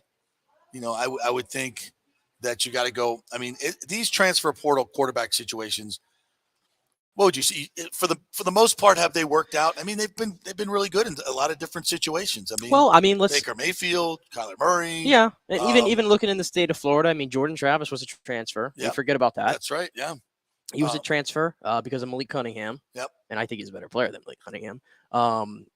What was it this year? Jaden Daniels from Arizona State to LSU. That's worked out really well. USC has pulled it off with Caleb Williams. That has worked fantastic. Yep. I don't know if Dylan Gabriel's worked out well at Oklahoma, but no. So Hendon Hooker to Tennessee. That's the best example. Hendon Hooker, right? Yeah. I mean, you look all over the place, and look at the transfers that left Georgia, that to allow Stetson Bennett to become the quarterback and win a national championship. JT Daniels is now at West Virginia. And he was supposed to be, and he was at USC. He was supposed to be the guy there. Was not. Right. And he was supposed to be the guy at Georgia. Was not. Now he's at West Virginia. And I don't think he's playing that well. So I guess you keep hopping around till you get the right fit. I don't know. It just, again, it's a crapshoot. And when you're that young, like, do you have unless you're like truly great and you can overcome it? I mean, jumping from playbook to playbook to playbook year after year after year when you're that young, it's hard. I mean, I can't imagine it's an easy transition. No, but you certainly don't want to sit there when you've got if this kid Weigman is as good as we think, and he is, and Jimbo locks into him. And Jimbo has to because he's got to win games. Yeah, but you're still one snap away. Yeah, you still are. Timmy McClain is feeling that today. Yeah, exactly. So it's a tough call. It's a tough call for the coaches. I think this is something that is a debate and a conversation that is really important in college football right now, because these are huge decisions. Like Jimbo Fisher wanted Max Johnson, and what did he promise Max to go there? That he's going to start, or it's like, no, I can't promise you that. Or what conversations were had at FSU. There's Max and Jake were certainly looking at FSU, but the conversation with Mike Norvell was, we'd love to have you guys, but I got Jordan here, and Jordan's my guy. And Jordan owns this team. If I bring you in, how does that affect my team? And I'm paraphrasing here. I'm not saying this is the exact quote, but this is the conversation that Mike Norvell's having in his head. Is Max a better player than Jordan? Maybe. Is he a better thrower of the football? Probably. But is your team going to be better if you bring in an outsider and your culture, and you tell your quarterback who's lived and died for you behind the worst offensive line in the past couple of years? And I think Mike made the right decision to say, you know what, we're good. We got some kids in the pipeline. I don't, and we love Max, we love Jake, but maybe it's not a great situation for everybody. And that had to be a really tough call because you're getting a 5-star tight end and a damn good quarterback who are young and that you could build with. That had to be a really, really tough call for Mike Norvell. And I think given what we've seen this year, he made the right call. He did. Yeah, he did. Because, could Max and Jacob come in and lit the world on fire? Maybe. Their first year, getting used to the playbook, a lot of, receivers and people looking at you cross-eyed like, that's my guy over there. In my Jordan, that's my guy. And you're just coming. It's a tough dynamic, It's right? just, I don't know why you'd want to be a college head coach in the modern day. Right? I really don't. It's why I'm so surprised that like a guy like Jim Harbaugh didn't just say, I'm done with this. I'm going, I had my great year at Michigan. I'm going back to the NFL, but some are built for this. Some enjoy it. I don't. He thought about it. He thought, of course he did. He interviewed. He took the interview. He took the interviews. Yes, he did. He took the interview. You got to worry about the starting quarterback. You got to worry about the scout team quarterback. You got to worry about the quarterback that you may or may not get. You got to make everybody happy because the portal is what it is. And you got your recruiting guys and telling them they're going to start. It's like golly. The quarterbacks with their they certainly have egos and they want to go. They don't want to sit on the bench. No quarterback. None of these guys in the Elite 11 camp or these highly rated quarterbacks want to go and sit as freshmen. But, when FSU was great, you came in and you redshirted for 2 years and then you played. You waited your turn. It was Danny McManus, Peter Tom Willis waited 3 years. Then it's, who is it after that? Danny Cannell, Charlie Ward, Danny Cannell. All these guys waited 3 or 4 years, learned the system. And then when their time came, they played, 2 years and they were successful. These guys were ready to play. Now these quarterbacks come in as a freshman. It's like, if I ain't playing, I ain't coming here. Yeah. How do you do that? I don't want to be in charge of me. Well, actually I would, because I wouldn't mind the paycheck and I wouldn't mind the buyout that comes after it. Yeah. Now the most popular career choice for young kids is a fired SEC coach. It's great. I want to be a fired SEC coach. If you're Brian Harsin, what are you, like in your 50s, I think? I'm calling it a day. You're done. I'm done. I won the lottery. I'm good. I don't have to deal with you pricks. I'm out. Oh God, the charge on people have come in the comments. Oh here. yes. What are we getting now? I already mentioned this. Thought it was worth mentioning that USF has a current 16-game losing streak in the month of November. You did mention I already got that one. You're late to the party, Charge On, man. We already hit that. All right, before we get to Corey Long, who's coming up here at 11:30, the baseball game last night was pretty interesting as the Astros throw the second no-hitter in World Series history. Combined no-hitter, nonetheless, but still a no-hitter. And that's a night after the Phillies explode with 5 home runs. So what a switch we've had in the World Series now. We're now tied at 2, and we're going to eventually go back to Houston. So what looked like a great series, looked like Philly was going to roll to it, suddenly was stopped in its track last night. Oh, we said that, though. You don't count Houston out. Hell you no. just don't do it. And Christian Javier last night, no-hitter through yeah. 97 Did you catch it on? Oh, you probably didn't because you were at the Florida Sports Hall of Fame. But at one point in the middle of Javier throwing a no-hitter, they cut to Ken Rosenthal, and he's like, I just got a text from Kevin Cash, the Rays manager. And Kevin was like, you guys may not know this, but Christian Javier is the best pitcher on either ball club. Like that's a fact. Really? That's what Kevin Cash believes. Yeah. And coming into that game, Christian Javier. What? Wait. I'm like, I thought you were going another direction. Here's a guy on a mound that's dominating. No, what? At 97 pitches, and Kevin Cash is. What's he texting Rosenthal? Get him out of the game. Don't let him go through the line for the third time. Blake Snell said, I'm sorry, Kevin. I'm sorry. No. But I can't be the only one that thought about that. Oh, there were a lot of people talking about it. Kevin Cash just texted me, what? There were a lot of people talking Christian about it. Javier right now. I'm so sorry, Kevin. Yeah. Like, come on. I think.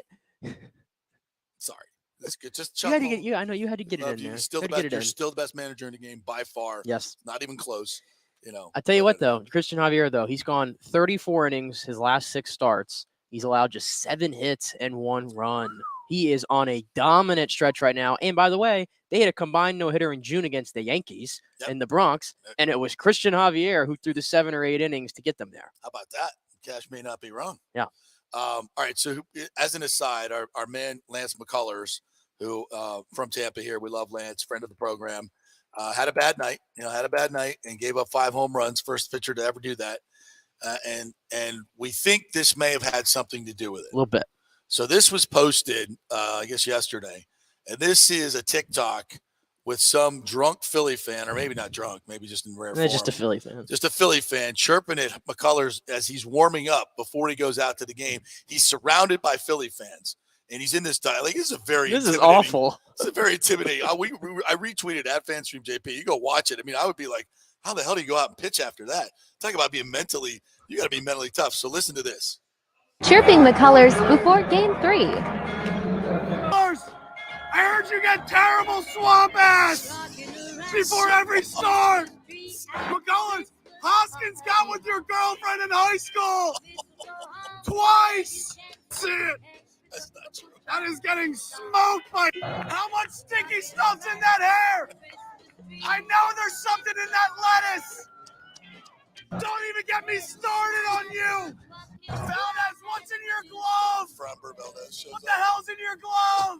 Show me the old speed. My grandma's gonna rock that shit. McCullers, you need to figure it out. I haven't seen a strike yet. Philly's money line. Philly's money line is free tonight.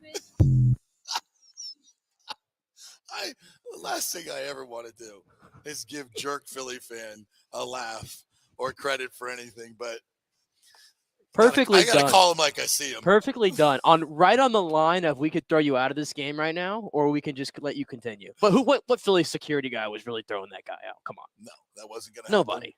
That wasn't gonna happen. I mean, they could have asked for him to be ejected.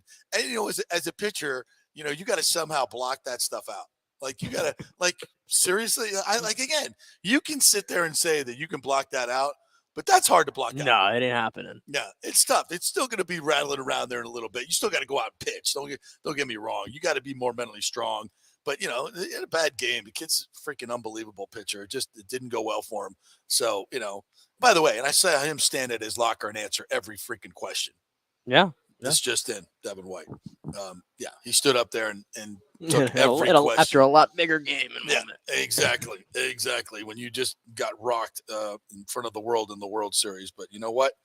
That kid will come back, and he's a hell of a pitcher.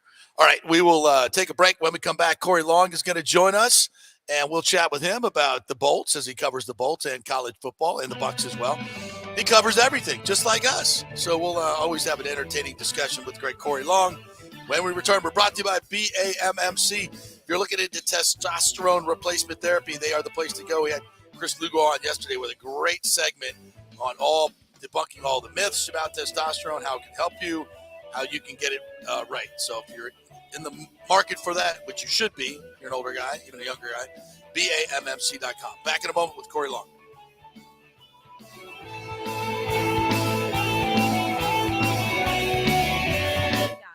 Serena Fazan here for the Gold and Diamond Source. Are you looking for the hottest trends in men's jewelry? Ladies love to see men spice it up with something cool from the Gold and Diamond Source. Whether you're looking for a gold chain, fashion rings, even a pre-owned Rolex watch, or thinking about getting engaged, there's only one place to go. Go see my friends, Julie and Steve Weintraub at the Gold and Diamond Source for your one-stop jewelry supercenter. It's never been more important to shop local and support the businesses that support our amazing Tampa Bay community.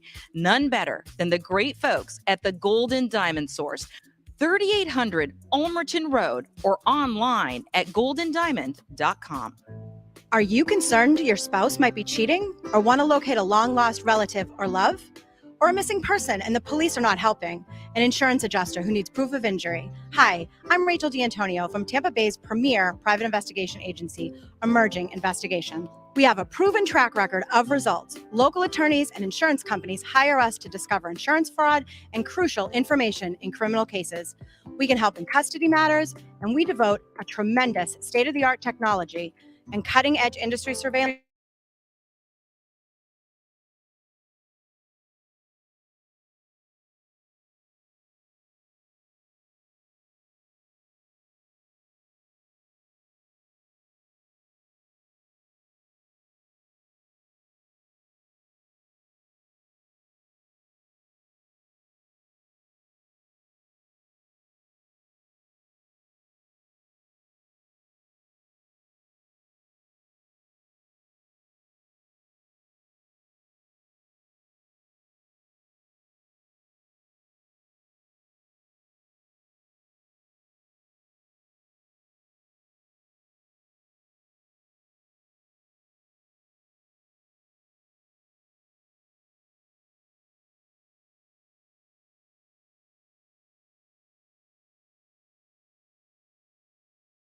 We get results in life's biggest matters. Guys, let me tell you about Bay Area Modern Medical Center.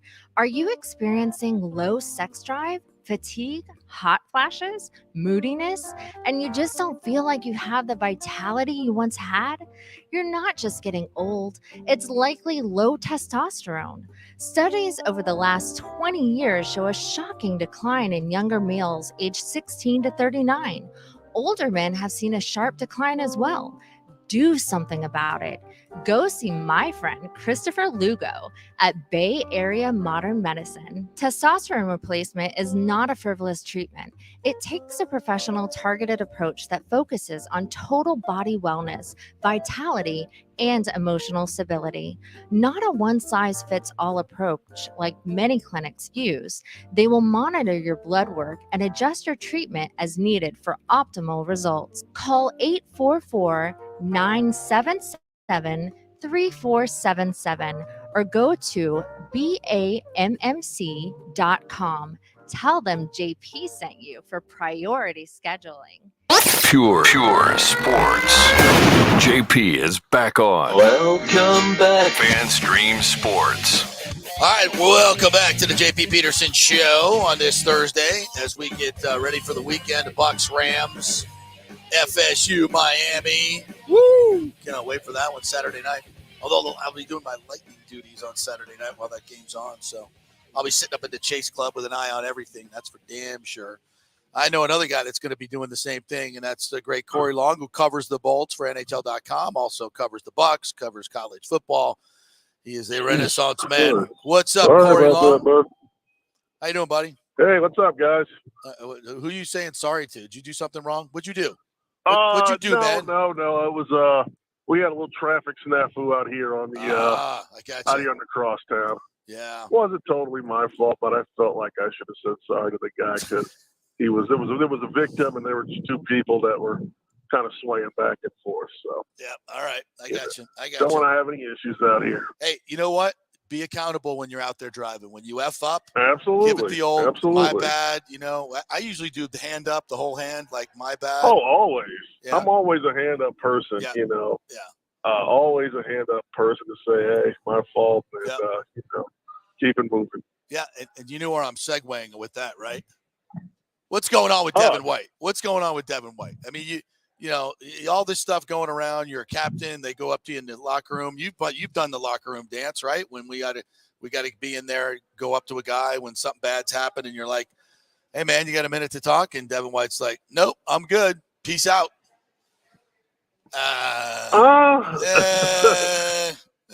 That is not the professional way to handle things. Am I wrong, my friend?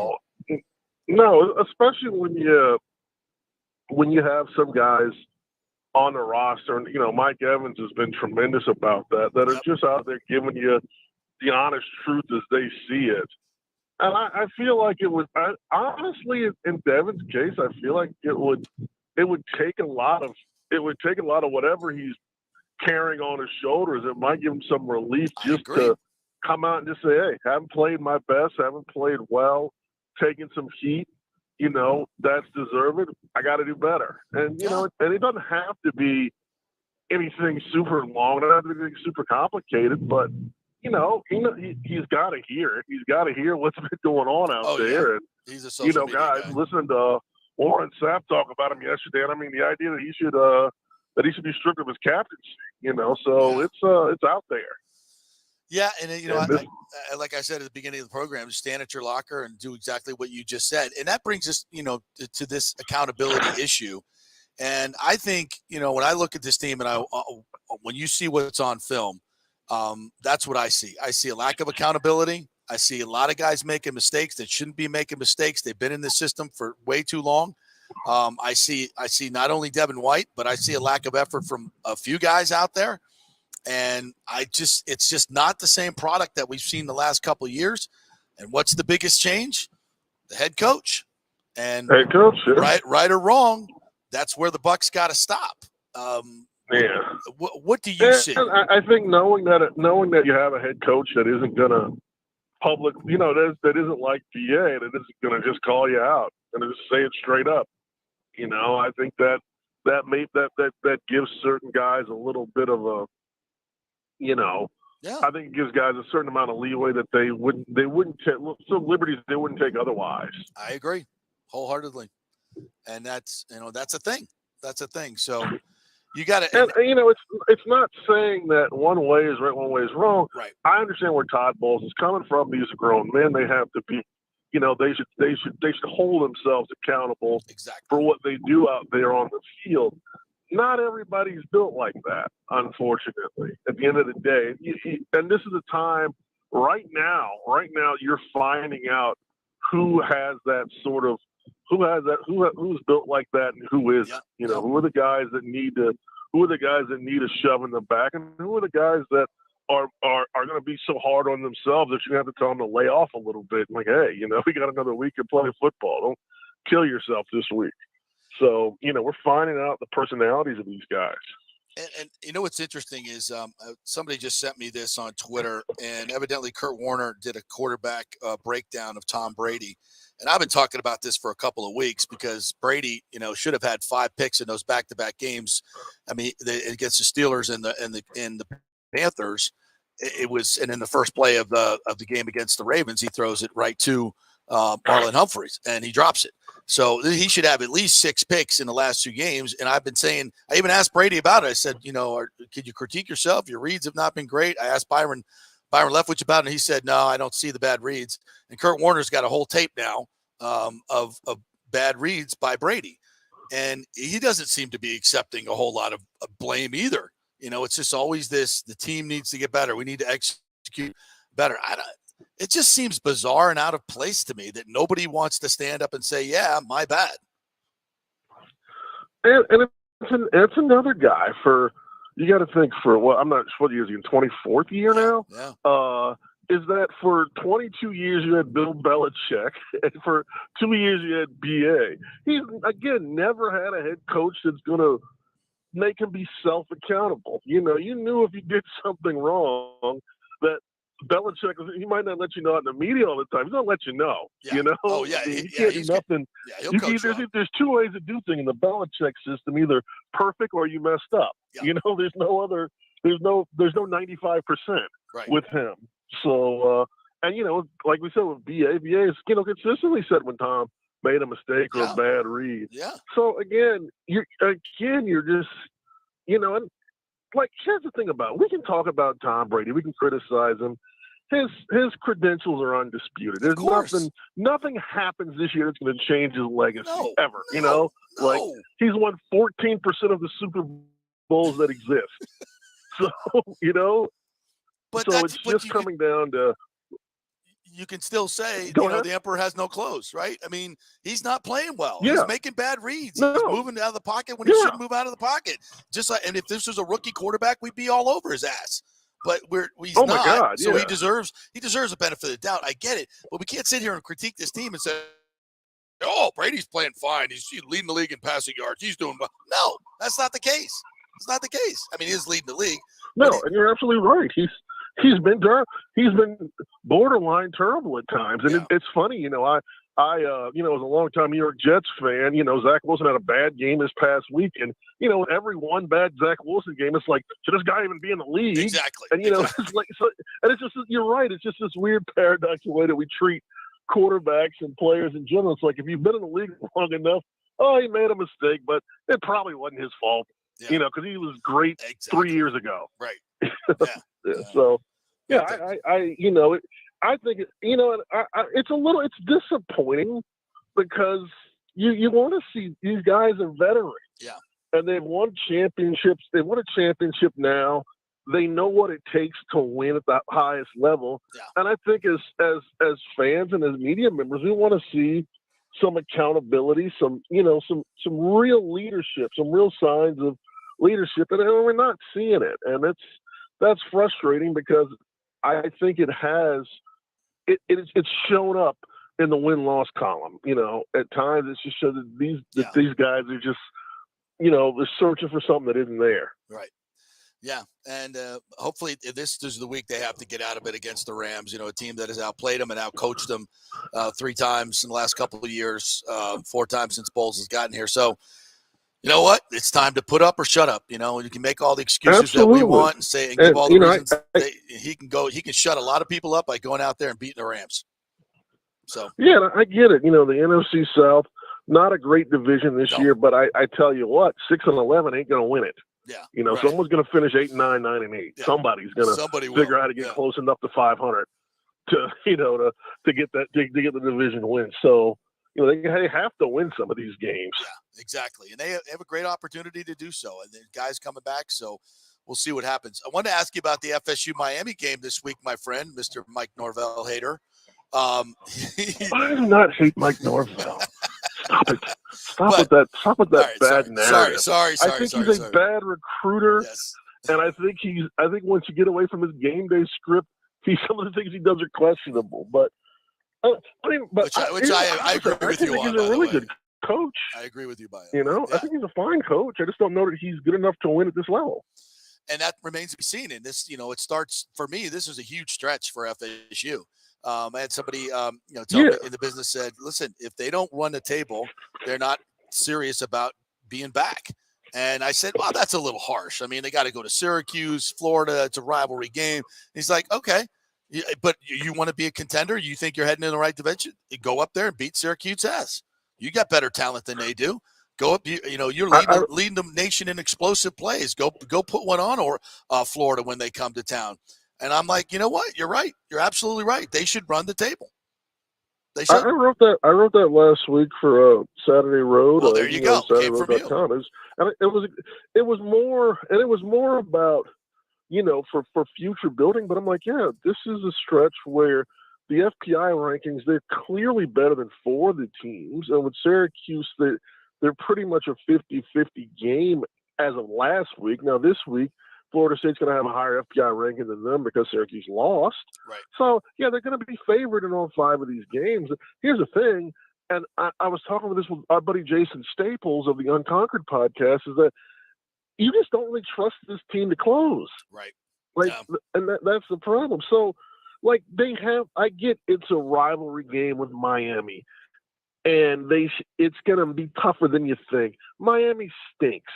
Yeah. And they need to win. And they don't have to win 47-0. It doesn't have to be a recount of the late 90s. They can go in there and win by 10 and it'd be perfectly fine. Right. But they have to – the idea is they have to win these games because you go in, you finish the season 9-3, you get a bowl 10-3. That's a 10-win team. That's a huge turnaround. Team. People, at least the players that they need that – they struggle to recruit. I say that there's 2 types of recruiters. There's invite-only recruiters and guys that will knock the door down. Unfortunately, Mike Norvell and his staff is kind of invite-only. They want to be invited to recruit the top kids.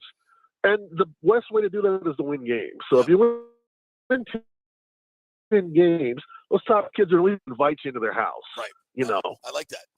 Yeah. And recruiting, this is big for recruiting because right now, Florida and Miami, right? You're dialed into this, Corey. Florida and Miami are beating the pants off Florida State in recruiting right now. Is that correct? I mean, Miami, as bad as they are, Mario's an absolute knock the door down recruiter. I mean, he stole a player. He stole a player from Kamani McLean. He stole him from Florida. And I mean, robbed them blind. Robbed them to the point of where Manny Navarro had called me that day, and we had already put together the story about Kamani going to Florida because that's where he'd been going. That's where we thought he'd been going for 2 years. Mario robbed him. Wow. Well, and those big time recruits, they come back to bite you in the ass in big games. We've seen it time and time again, especially in these rivalry games. It's like, oh, that was the guy that was committed to FSU and just beat him. So it happens all the time. These are big time. This is where games are won and lost in recruiting. So the greatest case in point with that is Dalvin Cook. Owned Miami. Cook owned Miami. Yeah. Like he could have bought real estate on that campus. He could have put a flag down. And at least he owned that program so bad over 3 years. At least 2 games, Jimbo Fisher was trying to throw away. He just finally turned to Dalvin Cook and said, I'm just going to hand him the ball the rest of the game, and he won him the game at least twice. I remember that distinctly. So that is exactly it. So, as good as this season is for FSU, they've got to build on it in recruiting and make it happen. All right. Before you go, quick Bolts conversation. Was that not the weirdest game we've seen in quite some time the other night? That should have been played on Halloween. you think you see and our buddy Matthew Joseph, who will both say, just one of the great guys in any sport. You talk about just a wonderful kid. Yes. But couldn't score on a breakaway. You score a 3-on-5. There's been maybe 50 of those recorded scored in the league. Yeah. You give up that, but I will say this: once the game got past the weirdo penalties and all the power play, once they got to 5-on-5, they really kind of bit down. And I thought I was probably as impressed with that game as I was, at least that period, as much because they had to come back multiple times, and they just never stopped grinding. Yeah, and that's what you love. And you see the talent on this team when they're behind; they really flash. And you saw Braden Point with the speed. I mean, he was so good that night. He would just own the game. Brian Engblom was down at ice level. He said, "Man, that was a fast game tonight." And he said, Braden Point was just flying around.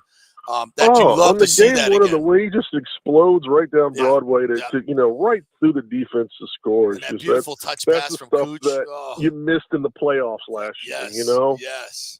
Yeah. When you see that guy. And you think back to the playoffs, and you're like, wow, I know Colorado was better. They were, but boy, we missed that dude. He really drives the engine on this team. So I think it would be, hey, I'll take Colorado in the Stanley Cup Finals and give me Braden Point. I like our chances. Absolutely.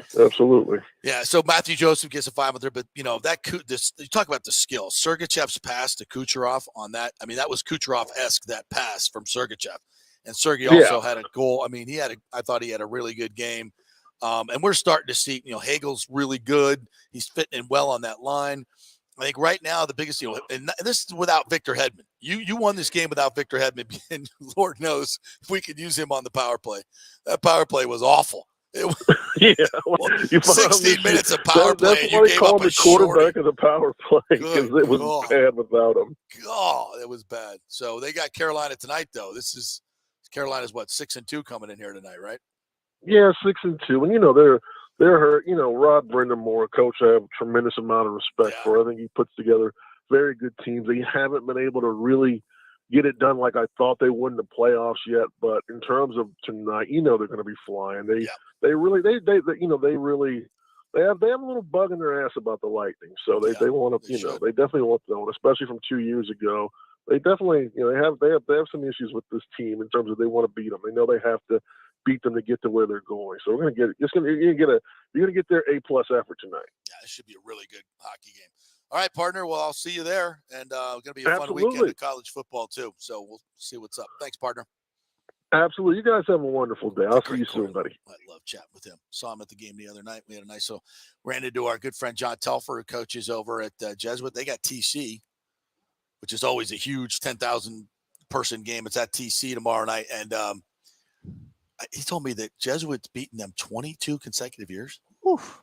Yikes. That used to be a great rivalry. Doesn't sound like it. No, not anymore. Well, Jesuits they've taken it to another level, no doubt about it. I'm excited to see these Storm jerseys on the ice tonight. That's right. Retro. It's reverse retro night tonight, right? Whew.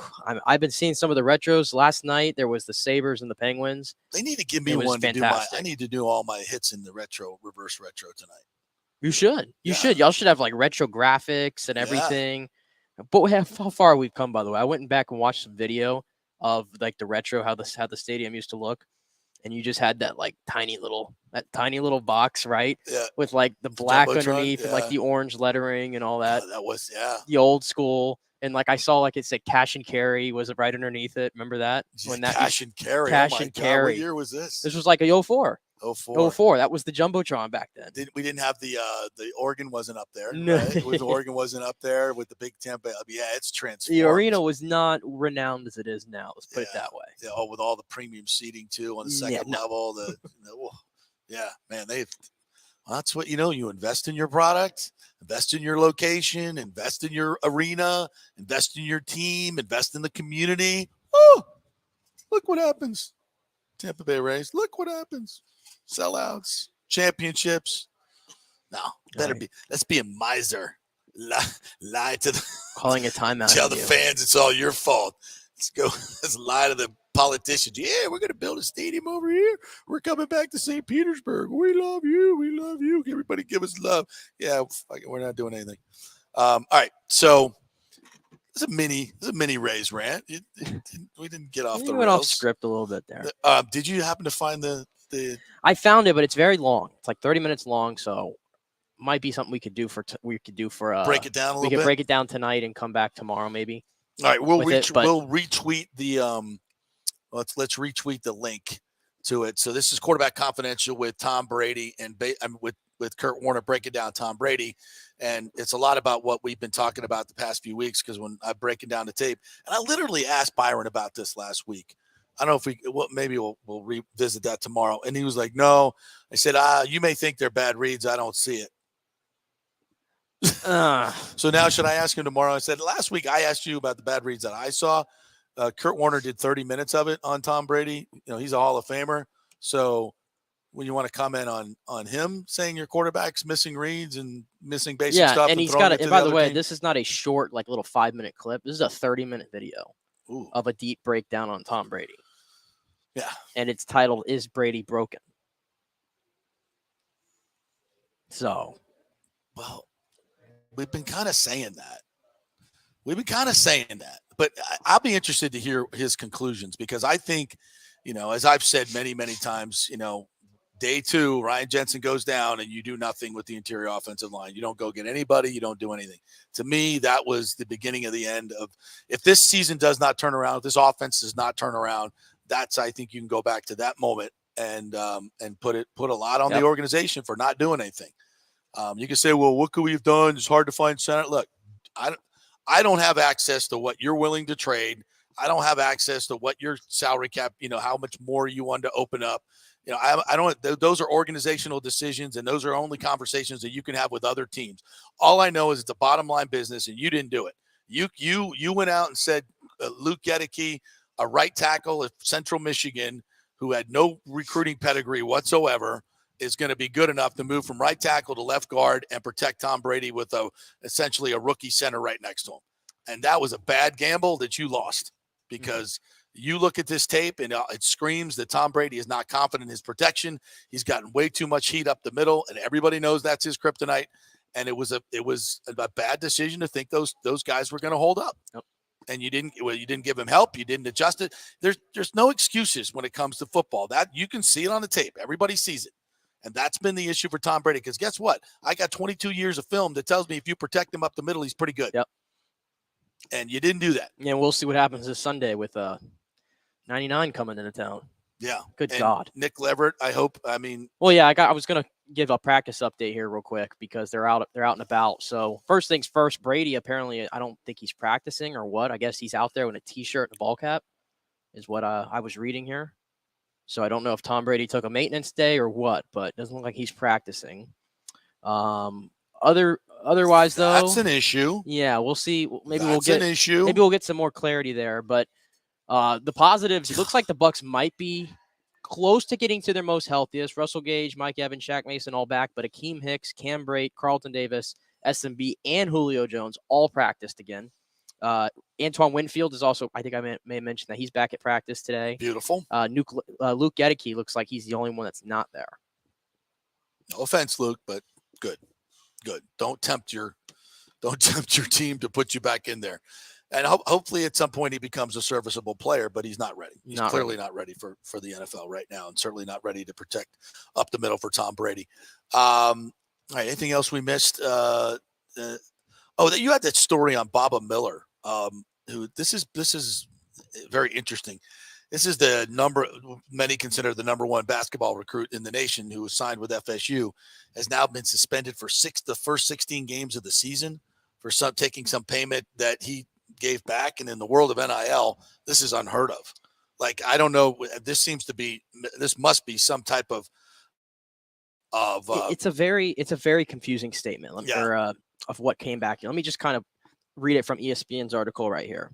So he played for Spain's under-18 national team over the summer, received travel from his native country to the United States and back to attend a training camp prior to his commitment to the Seminoles.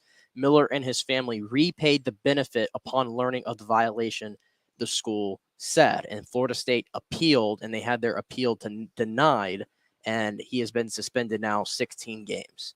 Now, that sounds very vague. That is ridiculous. And it doesn't sound that serious. I don't know why it warrants a 16-game suspension. But, again, this is the NCAA and their incompetence here. This is ridiculous. Like, and they're, they've appealed now. And, like, what is that even based on? I don't know. That's there was another story today about the FBI that was investigating, assistant basketball coaches in that big breaking story, that like the FBI needs to be investigating assistant basketball coaches and spending their time. There's a few more things you should, get me started. But that is one thing you should not be doing. I'm a button away from hitting this close and getting out of here. Unbelievable. But now Baba Miller, who's probably only going to play 1 year, is now got to sit the first 16 games, so he's not going to show up at Florida State. He's just going to go pro, go do whatever. That's just stupid. God.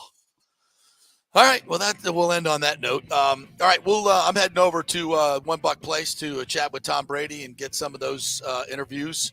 I'm going to watch the Quarterback Confidential beforehand, too.